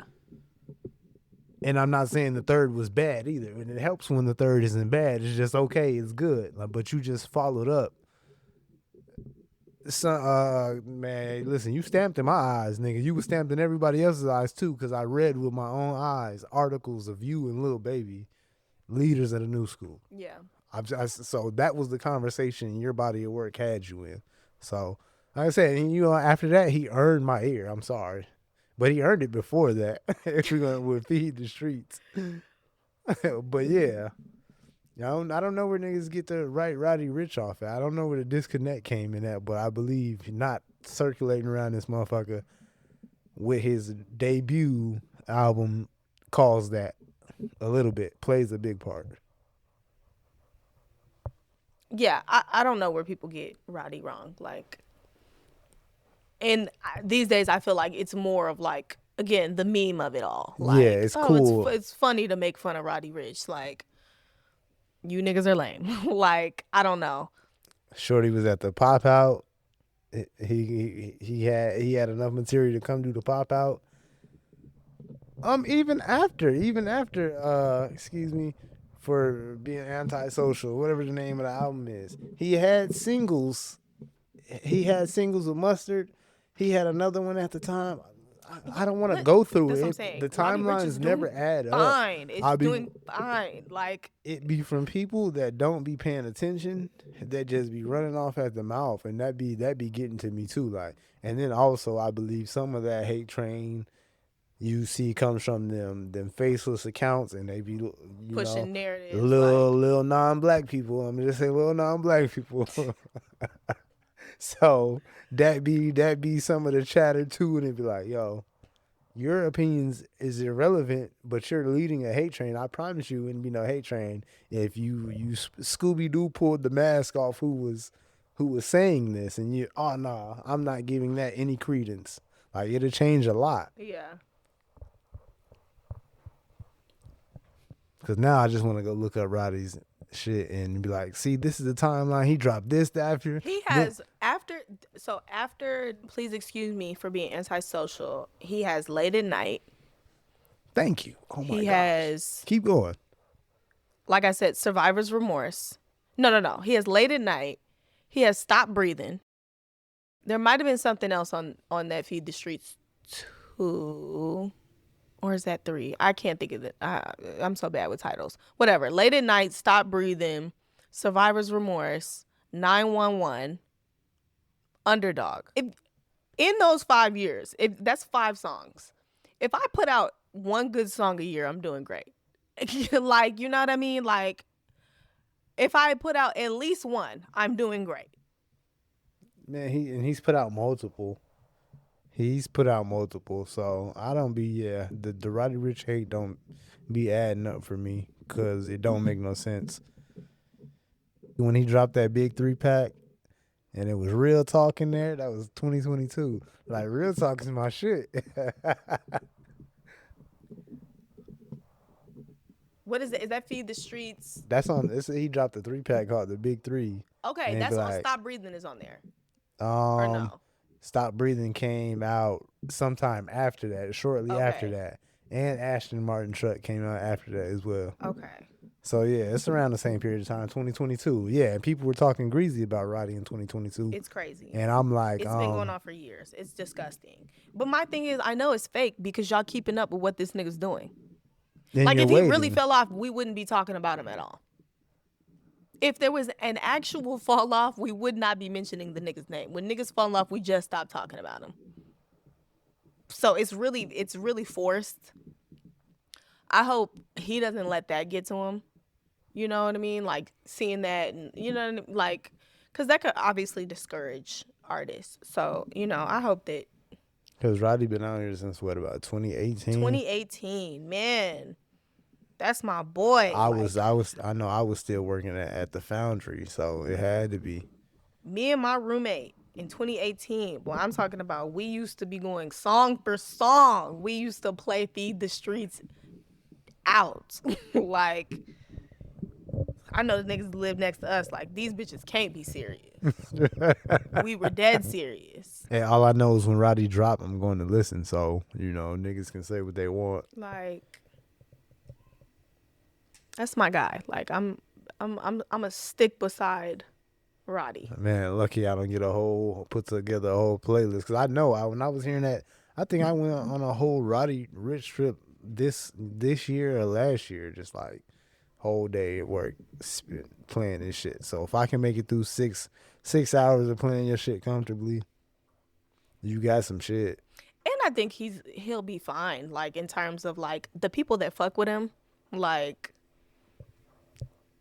People are checking. They're checking. If they're not, I mean, they're at the forefront of our motherfuckers' minds, but they're waiting to see you drop. Cause yeah, Roddy Ricch keep pushing his album back. You know that because you're you're checking. Do you want to do this? We probably should have did it when we were talking about media, but YouTube pulling out of Billboard charts. I like that they did that. That's what I'm gonna say. I like that they did that because what Billboard is trying to do with the streams coming this year. So, and I was listening back to the episodes, and because I'm so not a numbers person, I realized in our conversations I be poo-pooing the numbers conversations, and I don't want to do that because I actually think you're pretty knowledgeable about this. So I do want to let you cook because you did talk about this before in a kind of a roundabout way. Like you were saying, you were like, you don't think that Billboard was accurately accounting for people who weren't listening on paid streaming services. Everybody's not rocking with paid streaming services. They're not all getting their music like that. And I believe a big majority isn't. Like, there's kids that are listening and checking for music, and they don't have $13.99 to pay for somebody's streaming services. Mm-hmm. Or they don't like maybe the quality on those streaming services, or there's certain songs that aren't on their streaming services.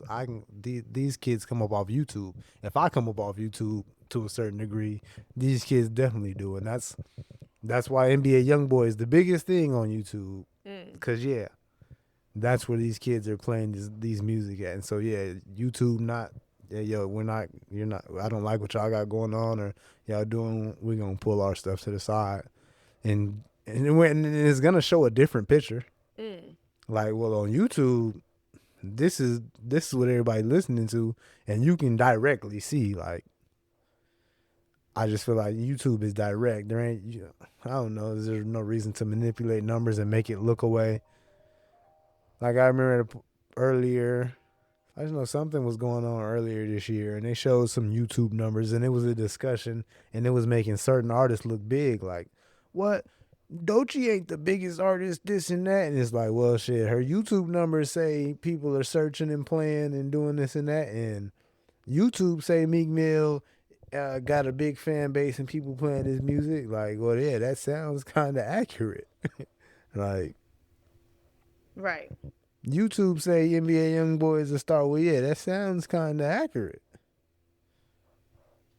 Like, people are directly going to YouTube searching for this and typing it in. I don't know. It just feels more. I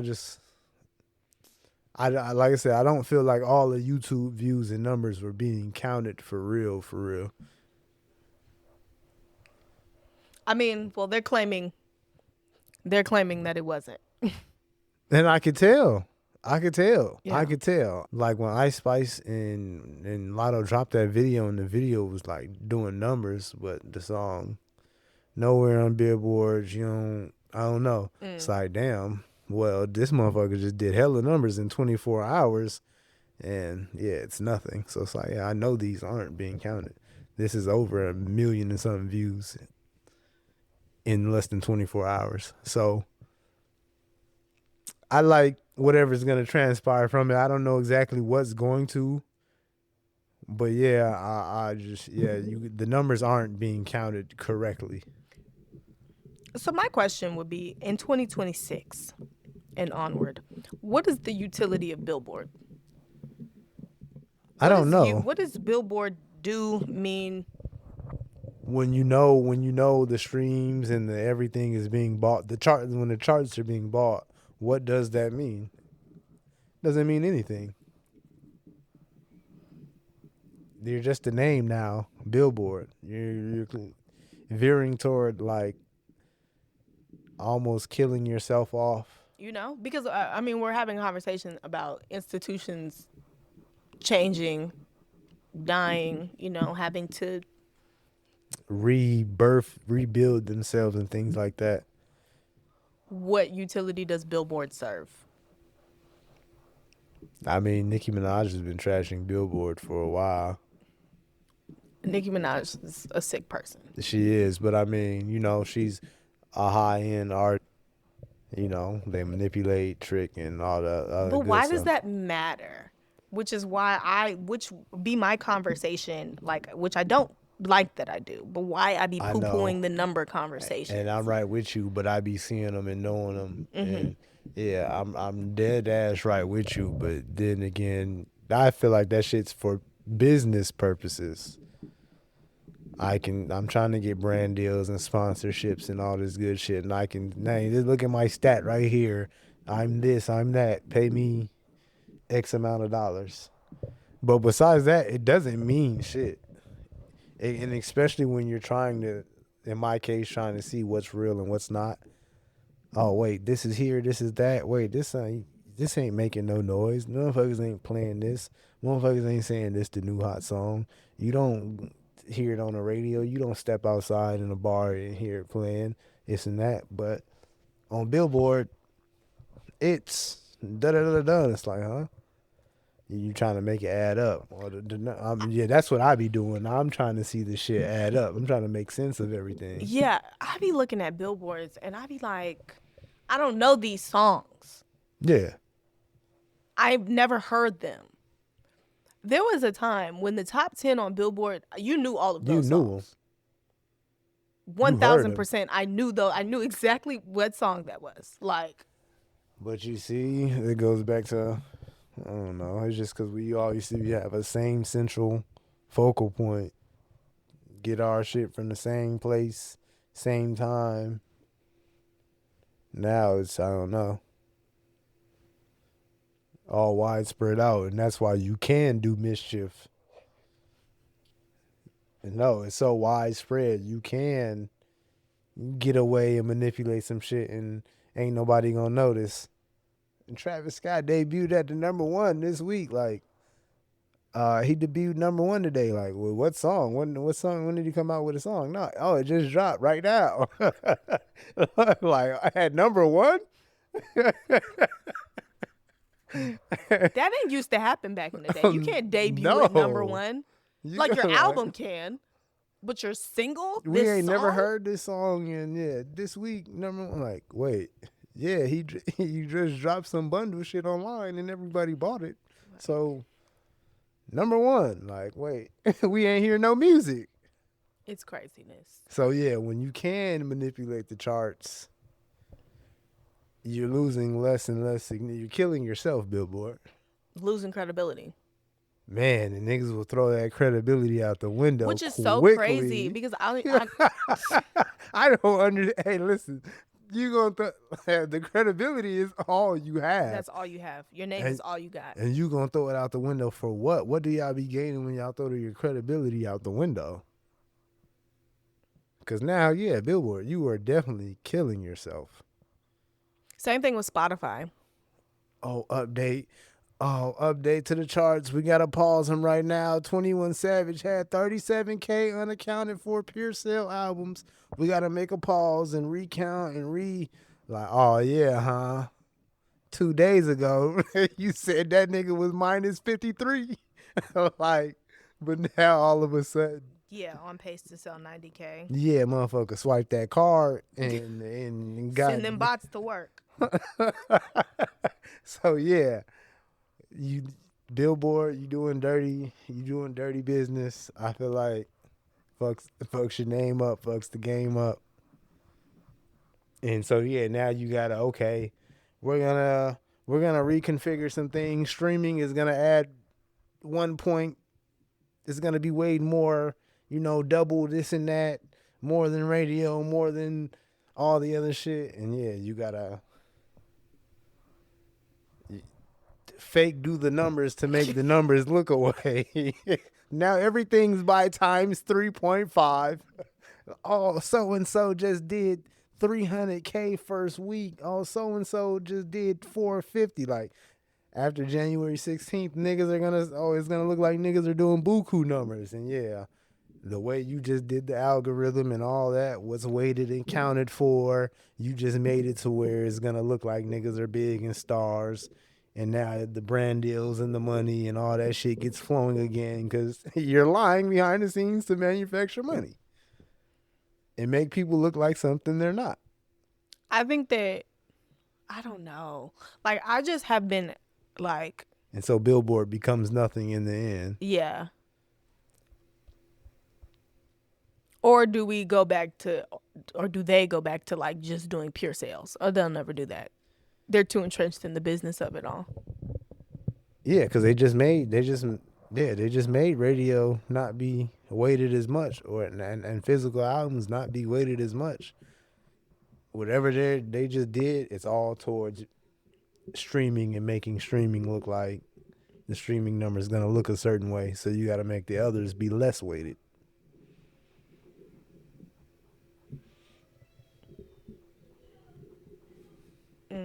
In which end, yeah, you're killing your own self trying to reignite Billboard or make it mean something. It's just dirty. All this shit is dirty and bogus.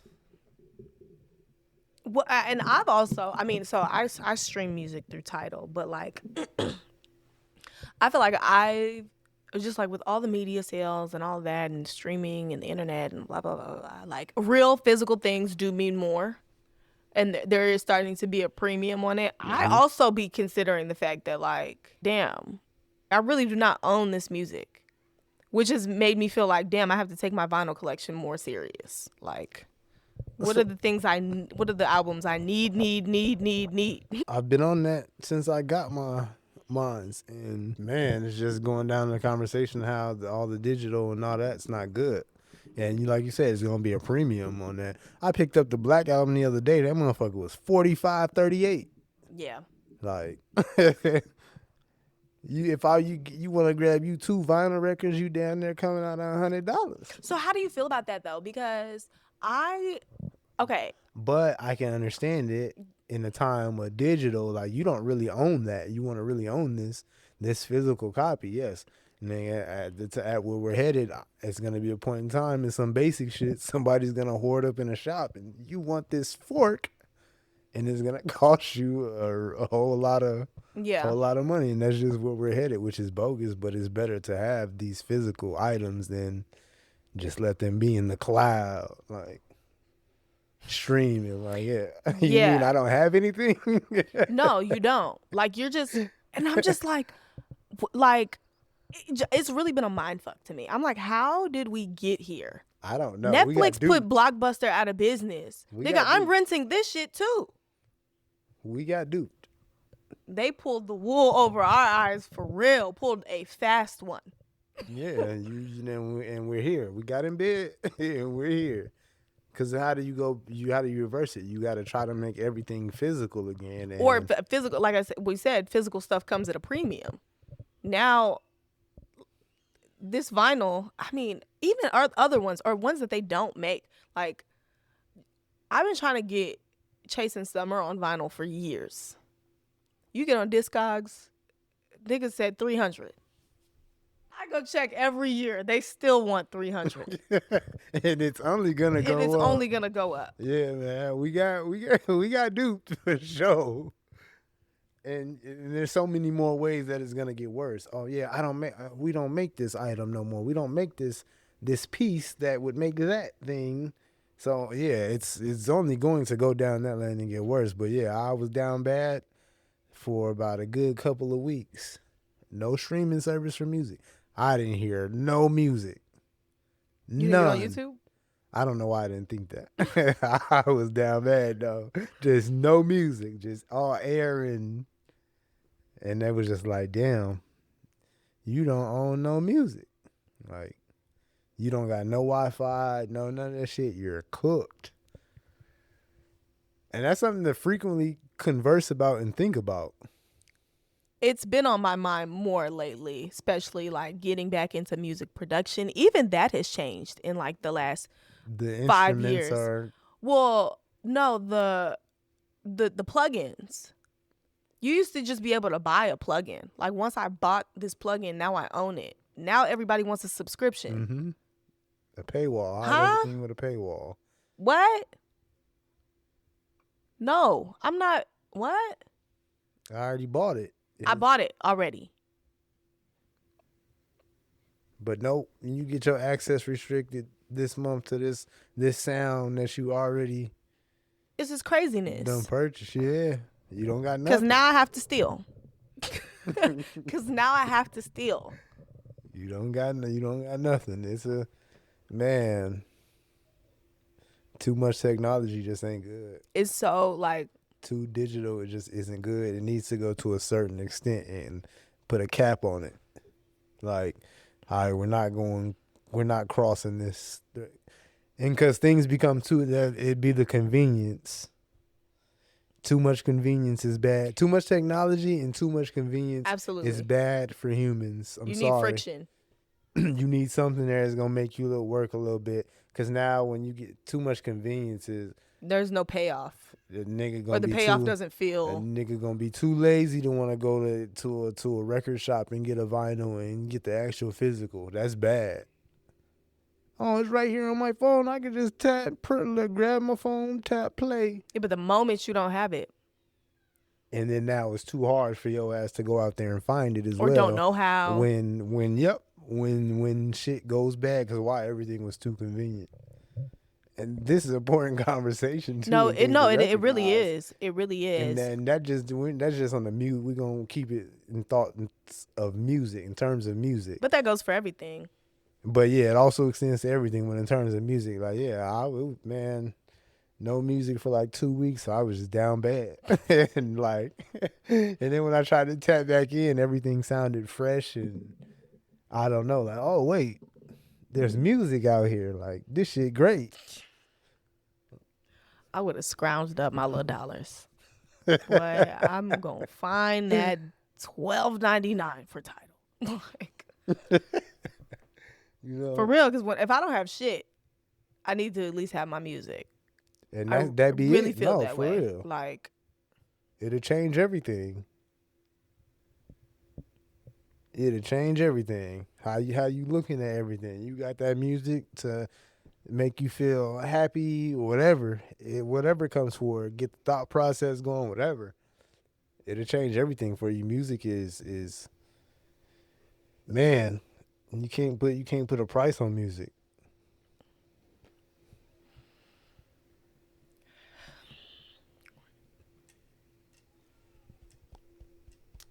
You want to do? I don't really have anything. I mean, do you want to talk about 21? We kind of touched on it a little bit. No. What did you think of the album? Let's start there. I gotta give his album a real authentic listen. I've heard maybe 2-3 songs, and I probably like 2 out of the 3, but they were jumped around through the album. Okay. I started the album. I jumped right to Glorilla feature just because that was the only thing that was like jumped out.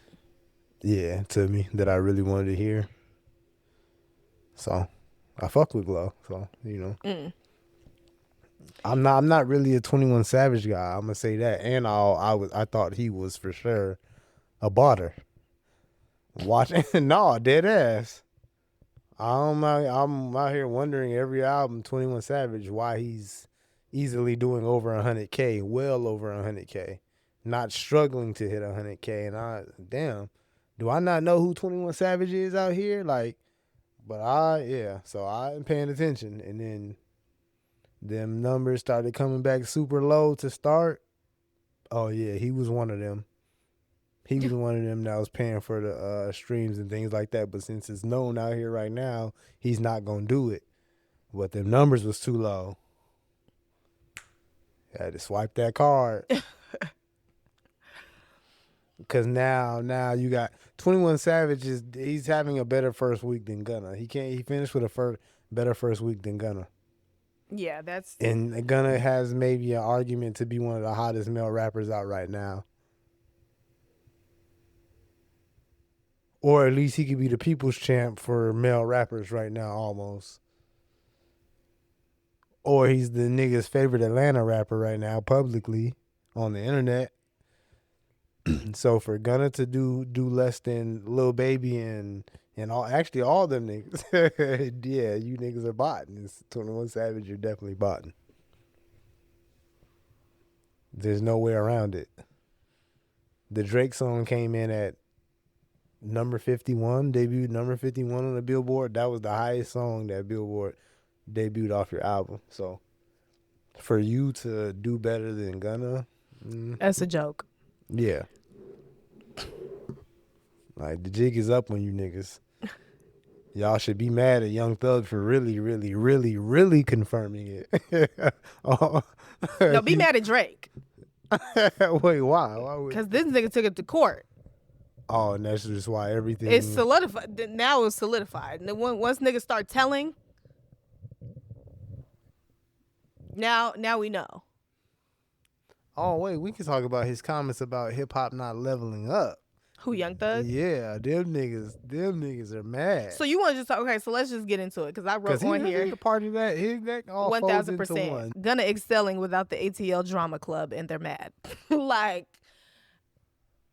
okay, and I texted you about it because that shit, I seen that and I felt away. Like, I felt away on Gunna's behalf. Like, I can appreciate 21 Savage wanting peace in the streets and in the city of Atlanta and for everybody kumbaya and get along. Okay, Desmond Tutu. What I don't like is the timing of things. Mm-hmm. Now, everybody put out an album this year. This was perfect, wasn't it? This was. If I'm Gunna, I love the context of this. Let's get on the line.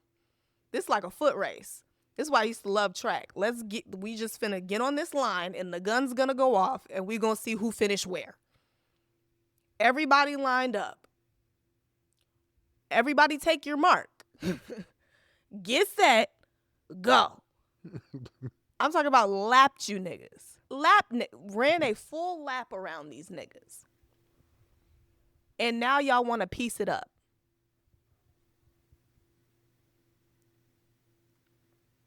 And I'm not even like a huge Gunna fan. You know what I mean? The music be cool. But I'll tell you this. The way he lap niggas makes me like him. Makes me want to support him. Because they really tried to shit on him. Really tried to ostracize him. And now everybody want to piece it up. Now it's fuck the streets. Fuck the streets is separate. That's some whole other. I could get into a different rant about niggas being followers, but that's not even. But it's really related. It's really related. Yeah. Like, if that's not a direct domino, it's a domino from the one that knocked into me from the Gunna shit, the ostracizing Gunna shit. Like, but I don't like that. I'm not for the fuck the street shit neither. I just don't like them. Where it's coming from. Like, if this was a regular, your everyday regular message, or you were a street rapper that presented it a certain way, that, yeah, I can get behind you saying fuck the streets. But in the moment, in the timing, it's just, I don't know, it's just not. Especially when you got an album called What Happened to the Streets. it's crazy. Like, It doesn't line up. And it's not, from what I heard, it's not no, like, Herb dropped the street album, but it's from a leveled up experience of being in the streets and being older and regret and make better decisions and not glorifying it. mm-hmm. It's from a certain perspective. 21 Savage, from 2-3 songs I heard, that is not what you were giving. So if G Herbo was on some fuck the streets, it hit it a little bit different for me. 21 Savage right now, you saying it, bro. You and Thug saying it. Nah, that ain't it. And it's bad, and it sounds bad being like, nah, I don't want to hear that from you. When it should honestly. Well, be because able to it's not come coming from the right everybody. place. You know what I mean? Like Yeah. you said, like, it was coming from a different place with Herb, and he showed it through the music. Like, it's a show and prove. You can't say what happened to the streets. And then less than a week later, Now it's fuck the streets.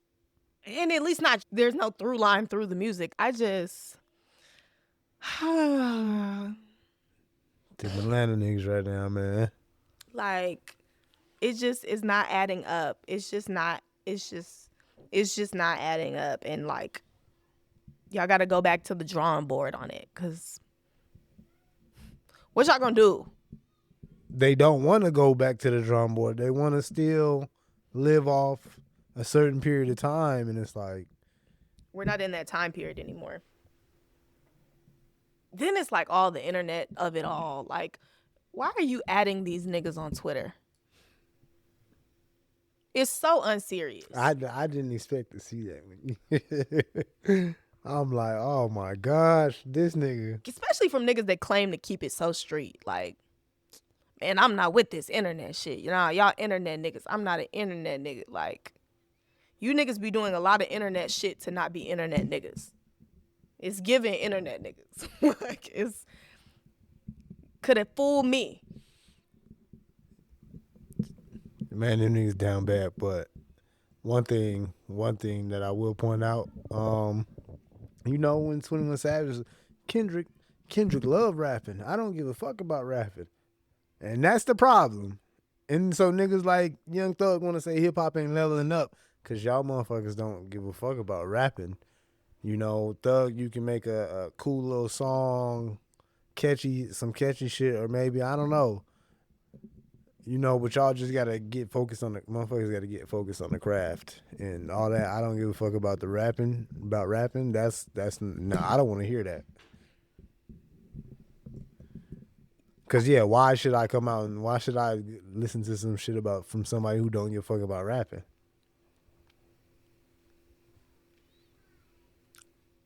You know, it goes back into my earlier tirades of like, these niggas are influencers and not musicians. And a lot of the shit that topics we'll come to and speak on is all gonna circle back to the same shit if we dive and dig into it. But that's fine. That's what I'm here to do. The crazy part is like having the platform, right? Like 21, you have the platform. So any day that you decide to wake up and take the craft of rapping seriously, you could do it and you have an audience already ready to go. I feel for the niggas who take the craft seriously and don't have the audience. That's the worst. You know? That's the times we're living in. We're always in those times, but it's really more evident now than ever. Cause everybody can damn near get a platform and spew some bullshit, say some bullshit, show you some bullshit, say you some bullshit. And then the people that are talented and really got something to say, really got something to show, really got something to prove. They got to fight to Man, they got to fight to just to even get a minute of your time for you to consider it. Or, you know, gotta negotiate with their values to be able to get a platform or get a minute. Like, crazy. But yeah, the people who don't even give a fuck about what they doing got a platform to be in your ear and in your face 24/7. You know? You be swearing I'm being mean to Mariah the Scientist. Hey, listen, I done watched Mariah improve. I haven't. Throwing auto-tune in the mic does not count as see, improving. now you talking vocally. I'm just songs, period. From where she was at to where she is now, it's improvement. Yo, get off Mariah back. We ain't gonna have this type of slander. She gave a good project this year, and she gonna be respected for it. That vocal performance live wasn't it, but that's neither here nor there. All right, I guess. And I'm supposed to think these things are not the same. This is Young Thug's fiance. I'm supposed to think that they're not two peas in a pod. Nah, hell no. Get the fuck out of here. Mariah, you no. Telling me Mariah the Scientist is a serious artist and Young Thug is not? Like, please. I didn't say Thug wasn't. Okay, so what are we saying?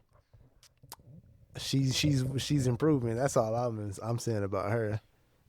And Thug needs to get back to improving, working, and giving good music. Cause that project he put out, oh man, they fried his ass up on that comment. He talking about hip hop wasn't leveling up. They had his shit in the quotes. The new songs he made. Cause it's a joke. It's really a joke. They like, this you? It's a and joke. the music just playing. I'm like, oh man, this shit is terrible. And yeah, nigga, you just dropped this a few months ago, and you talking about hip hop ain't leveling up, nigga. It's you. It's you. You the culprit. You a big name. You supposed to be a big name artist, and you ain't come through. You was on bullshit. Talking about nigger. Like they was frying him up in them quotes. Now them is one quotes that I didn't run from. I knew it was jokes in there. I mean, I think though, in the new year and going forward, like you said, there's a lot of rebuilding of institutions that'll happen, and niggas got to go back to getting it out the mud. You know, especially with like even like putting your shit on streaming. Like that's cool, but that's clearly not enough. You know, and I seen some discourse around even around the YouTube thing where people were like, "Oh, great, like artists are going to stop making YouTube videos." I feel like it's even more of a reason to make YouTube videos and like put your shit on YouTube. Where you going?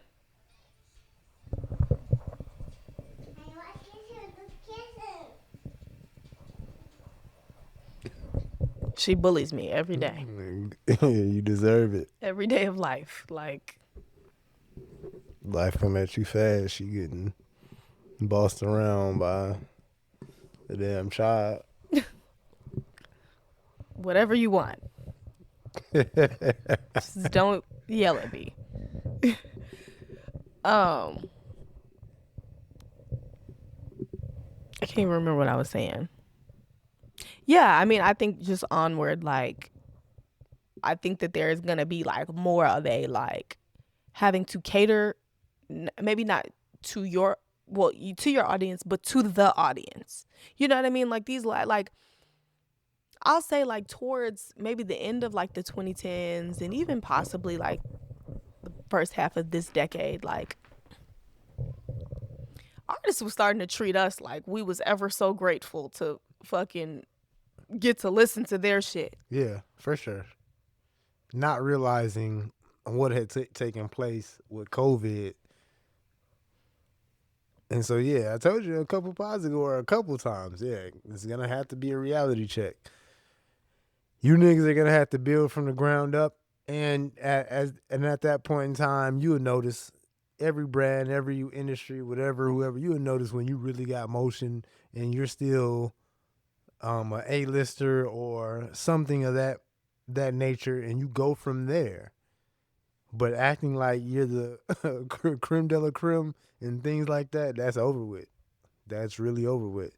Everybody was knocked down, and yeah, you got to get it out the mud. You really got to come with some shit. Or you just got to be consistent and persevere, and in due time, it'll show off, it'll pay off, or it'll show who you really are, or where your status is, and things like that. But yeah, when you're acting like everybody should be grateful to hear you and see you and things like that, it's like, yeah, those days are done. Man, we're back to throwing tomatoes at niggas. And get the fuck off the stage and put the mic down. For real. It really is those times. Like all that. We're happy to have everybody here. Everybody's a good artist. Because it's a lot of traffic. It's a lot of niggas in the way. Yeah. It's a lot of oversaturation and everything. So yeah. Got to get them up out of here. Got to clear the way. Like.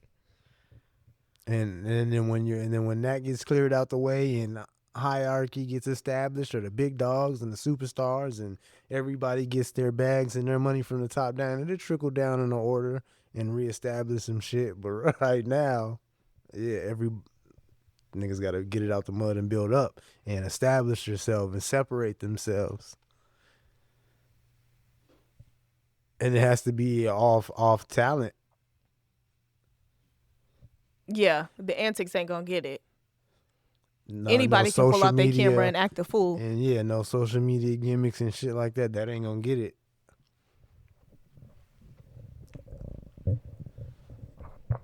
And it was already headed towards that way maybe, but Kendrick, you know what I mean, he sped the process up. So, you niggas gotta, realize y'all ain't who you thought you was, or shit ain't how it used to be. Now you niggas gotta stop misusing your influence. You're irritating. Nah, let me stop You're talking irritating shit. for that one. But no, you can tell people are really having a hard time grasping. Like, damn, I'm not the star I thought I was. I'm not who I thought I was, or I'm no longer there. I was having a hot moment, and I didn't really establish myself. I didn't really build a fan base. Mm-hmm. You know, I think people are realizing that, or if they haven't, they're gonna continue to lose and just be known or known of. That makes sense, because there's some motherfuckers we know of or known, and Right. we not checking for them and don't want to hear from them. I think work is going to be at the forefront. Like, let me see your work. It gotta be. Let me see it. Let me see the resume. Let me see what you have done, what you have made. Let's see it. Show and prove. Like, that's all we can do. Right now, show. Because I don't, because knowing that all the numbers are fake, right? The followers are fake, the streams are fake, the likes are fake. It's all fake. Who's really who's really doing it, who's really checking for, who really likes what you put out, I mean, we can't tell all of that from the social media numbers, the Billboard shits. We know it's fake. We'll see. Interesting times we are living in. Because I don't know, yeah, it's just really hard to say about the times we're in right now. It feels like the internet's dead. It feels like every industry's dead. And I might be exaggerating that. I might not. It just feels internet like for that. Sure is cooked. Like, that dopamine hit don't even feel the same. Like, it's like, it's just not what it used to be. You know, I think we're living in, I mean, maybe it is just like, we're just really moving into a different era. Like, and I think that like, all of like the techie tech internet time, I just think that those times are coming to an end. Mm-hmm. Or there's like an overcorrection of being on it and not being on it. That's just what's coming. Just an overcorrection of just being on it too much. Like I feel like almost like a photo dump is almost like a kind of overcorrection. Like the original photo dump was smaller and more recent. Now I'm seeing photo dumps of over a period of time. Mm-hmm. Like, this is what I've been doing the last quarter or more of the year, rather than, hey, this is what I've been doing this week or the last two, and it's just right, like this month, yeah. So that's just a small correction and thing that I noticed, and it comes from people that aren't usually. I've seen it from people that aren't usually on the internet.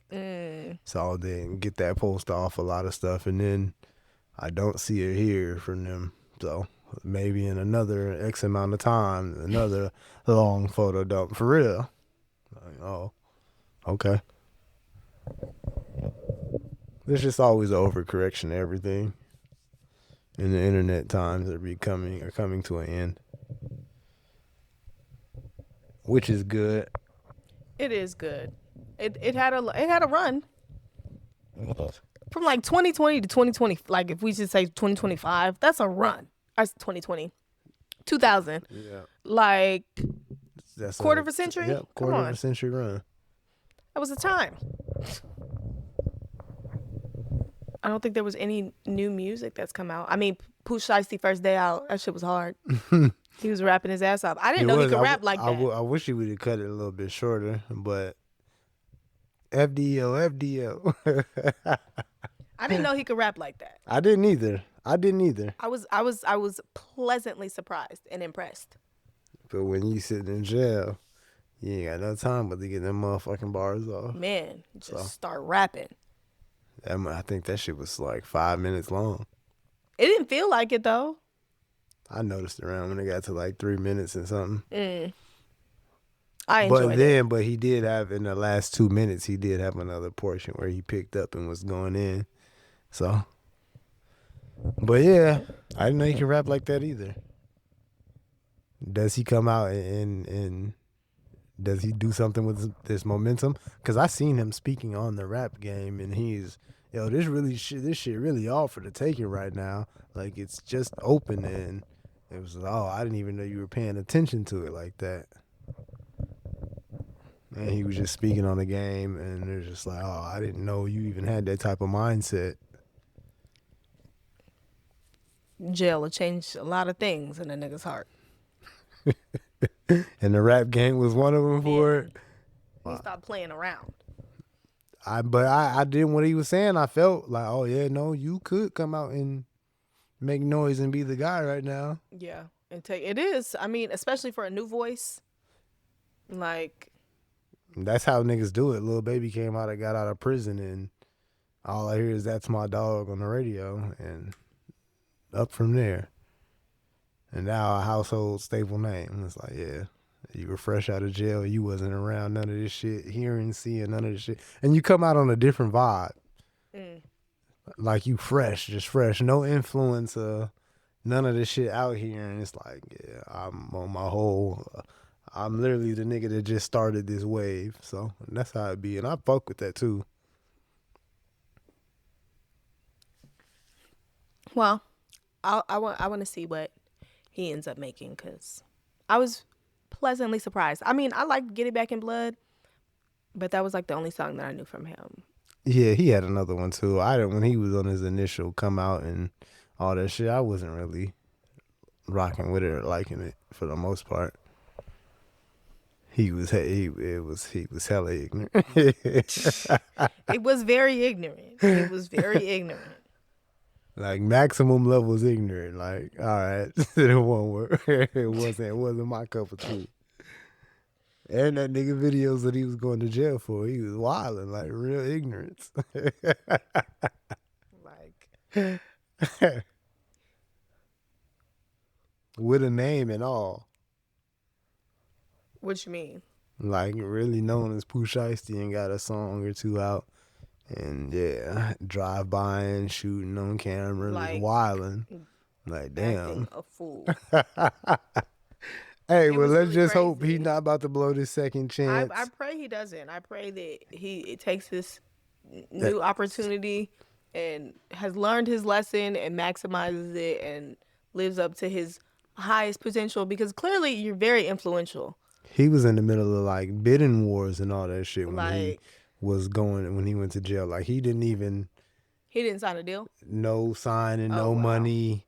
No, none of that. He's talking about he came home to his advances and shit like that. Just now, you heard him on that song. I just now bought my chain or some shit like that. Cause yeah, when he started to get momentum and get a name and feds, he was really in the streets acting super wild. Okay. Okay. Well, I don't have anything else. I mean, it has some other topics we could talk about. We could also do those on different episodes. Like what? Yeah, or do you not want to say them on the mic? No, I can say them. I mean, I'll just edit it out. But almost 5 years since Hotels. We'll talk about that in 26. Because I'm going to get my Jasmine rant together. I'm going to get it together. Another one. I know. And I know niggas got to be tired of us talking about it. Like, you talk about Jasmine Sullivan every episode. And will. She's just that great. Rolling Stone layoffs. I don't know if you've seen that. Damn. See, I didn't make this comment because I knew you. I felt like you might have looked at me a certain way, but I was like, yeah, Billboard, you're gonna end up becoming Rolling Stone, like, because Rolling Stone ain't Rolling Stone no more.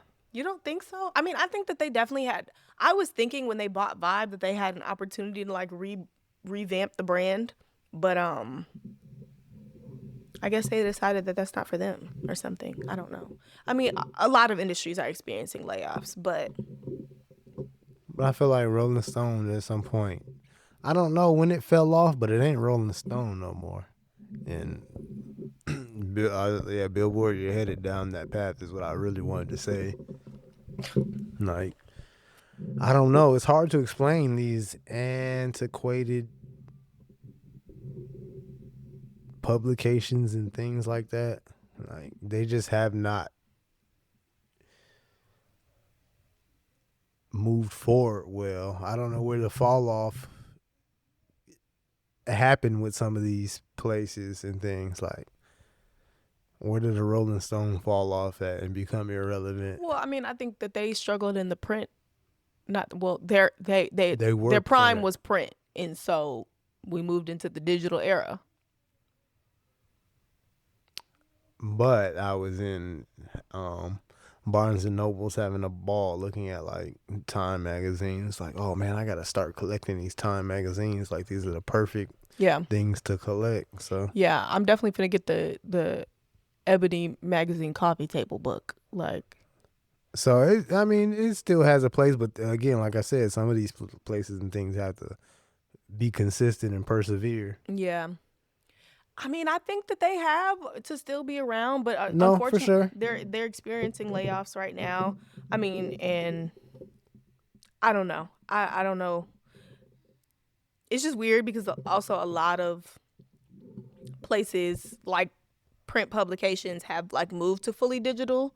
You know what I mean? And that hasn't paid well for them. Well, yeah, and it's like also that has been like sort of a recent thing, so it's like you can't just switch back and be like, actually, we're gonna go back to. You should have just never stopped. Like I said, some of these places and people just need to be consistent and push through the time. Because there might be nothing for you to do to make your thing the hot thing again in this point in time. But if you show consistency and just push through, it's like, hey, I really do this shit. Yeah. I'm here. So that'll pay dividends, but I feel like Rolling Stone is one of those things that are just falling off. But they can, just keep pushing through. Because there's going to be a lot more mass of people like me and you to swing back around on the physical, the hardware of things. And hey, you know me, Rolling Stone. What's good? As long as they just keep their credibility, they have a chance to just survive. They fired a lot of writers though. I bet you they did. I don't know how they continue to do. Like, they followed a lot of like young writers too.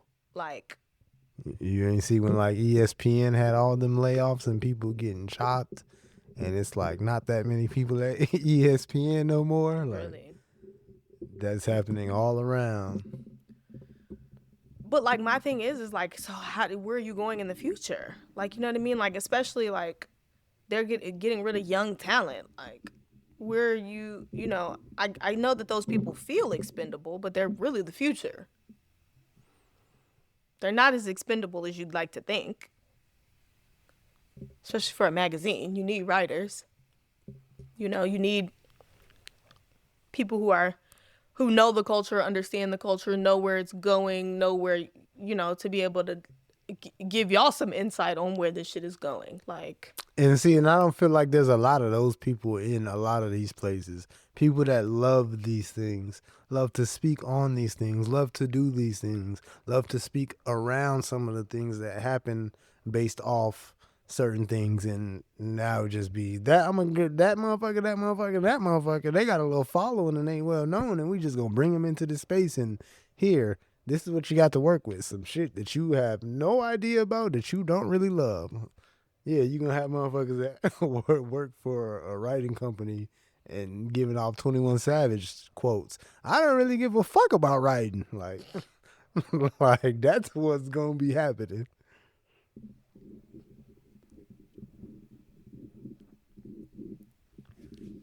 That's what we're headed for in a lot of spaces. Yeah. This is just the rebirth. I have Big X the Plug on here. Maybe we'll talk about that in the next episode. What would it have been, his crossover to country? Yeah. And the hip hop country conspiracy theory. About them trying, what would it be? I don't have my theory all together yet. It's coming together. Just know that there are culprits. Big X the Plug is now on my watch list. But Morgan Wallen, Shabuzi. Like how they're just trying to make these country hip hop records and things like that. I'm watching you niggas. Oh, it's a little fishy. I'm I'm peeping game too. I ain't made no noise about it, but hey, listen, I can see the uptick. Suspiciously, it's not coming together organically. No, it's not. Maybe one record was, Nene. but yeah, I'm with you. I'm with you. See, you know, I start off by just, okay, I see you. I'm just watching. I see you. I might not speak on it, but yeah, it's a mental note. Like, that's a little okay. Oh, you kept going. It's another one. Oh, it's a whole album.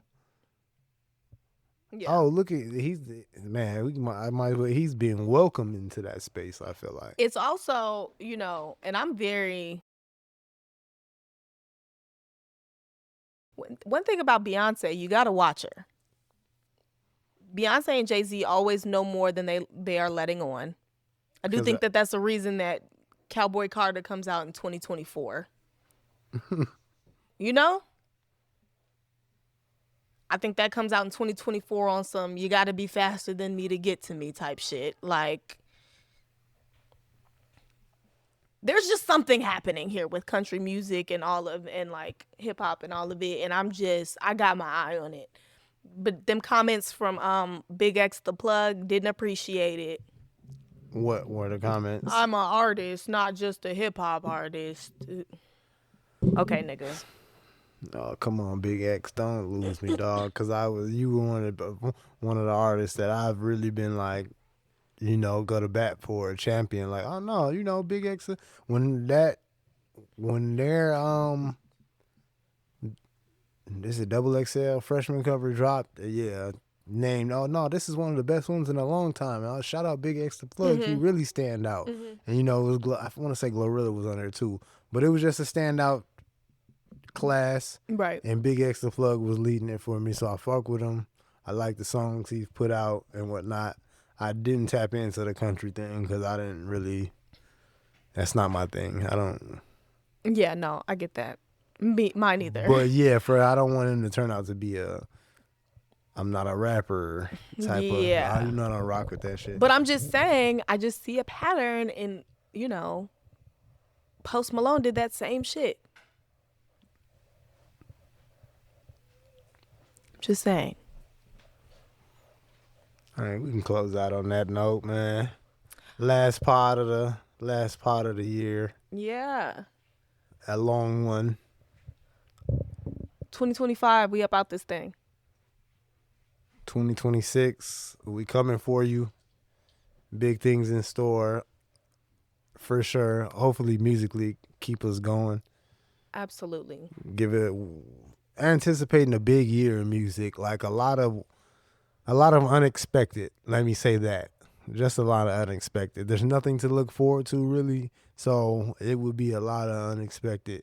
And the start of that, we could say, would be the Wale album. Didn't expect that, and it gave us something great. So more of that. Yeah. More of the unexpected. And we're not going to be scared of it neither. So we just going to welcome what it brings, but more of the unexpected, and hopefully we get nothing but greatness out of it.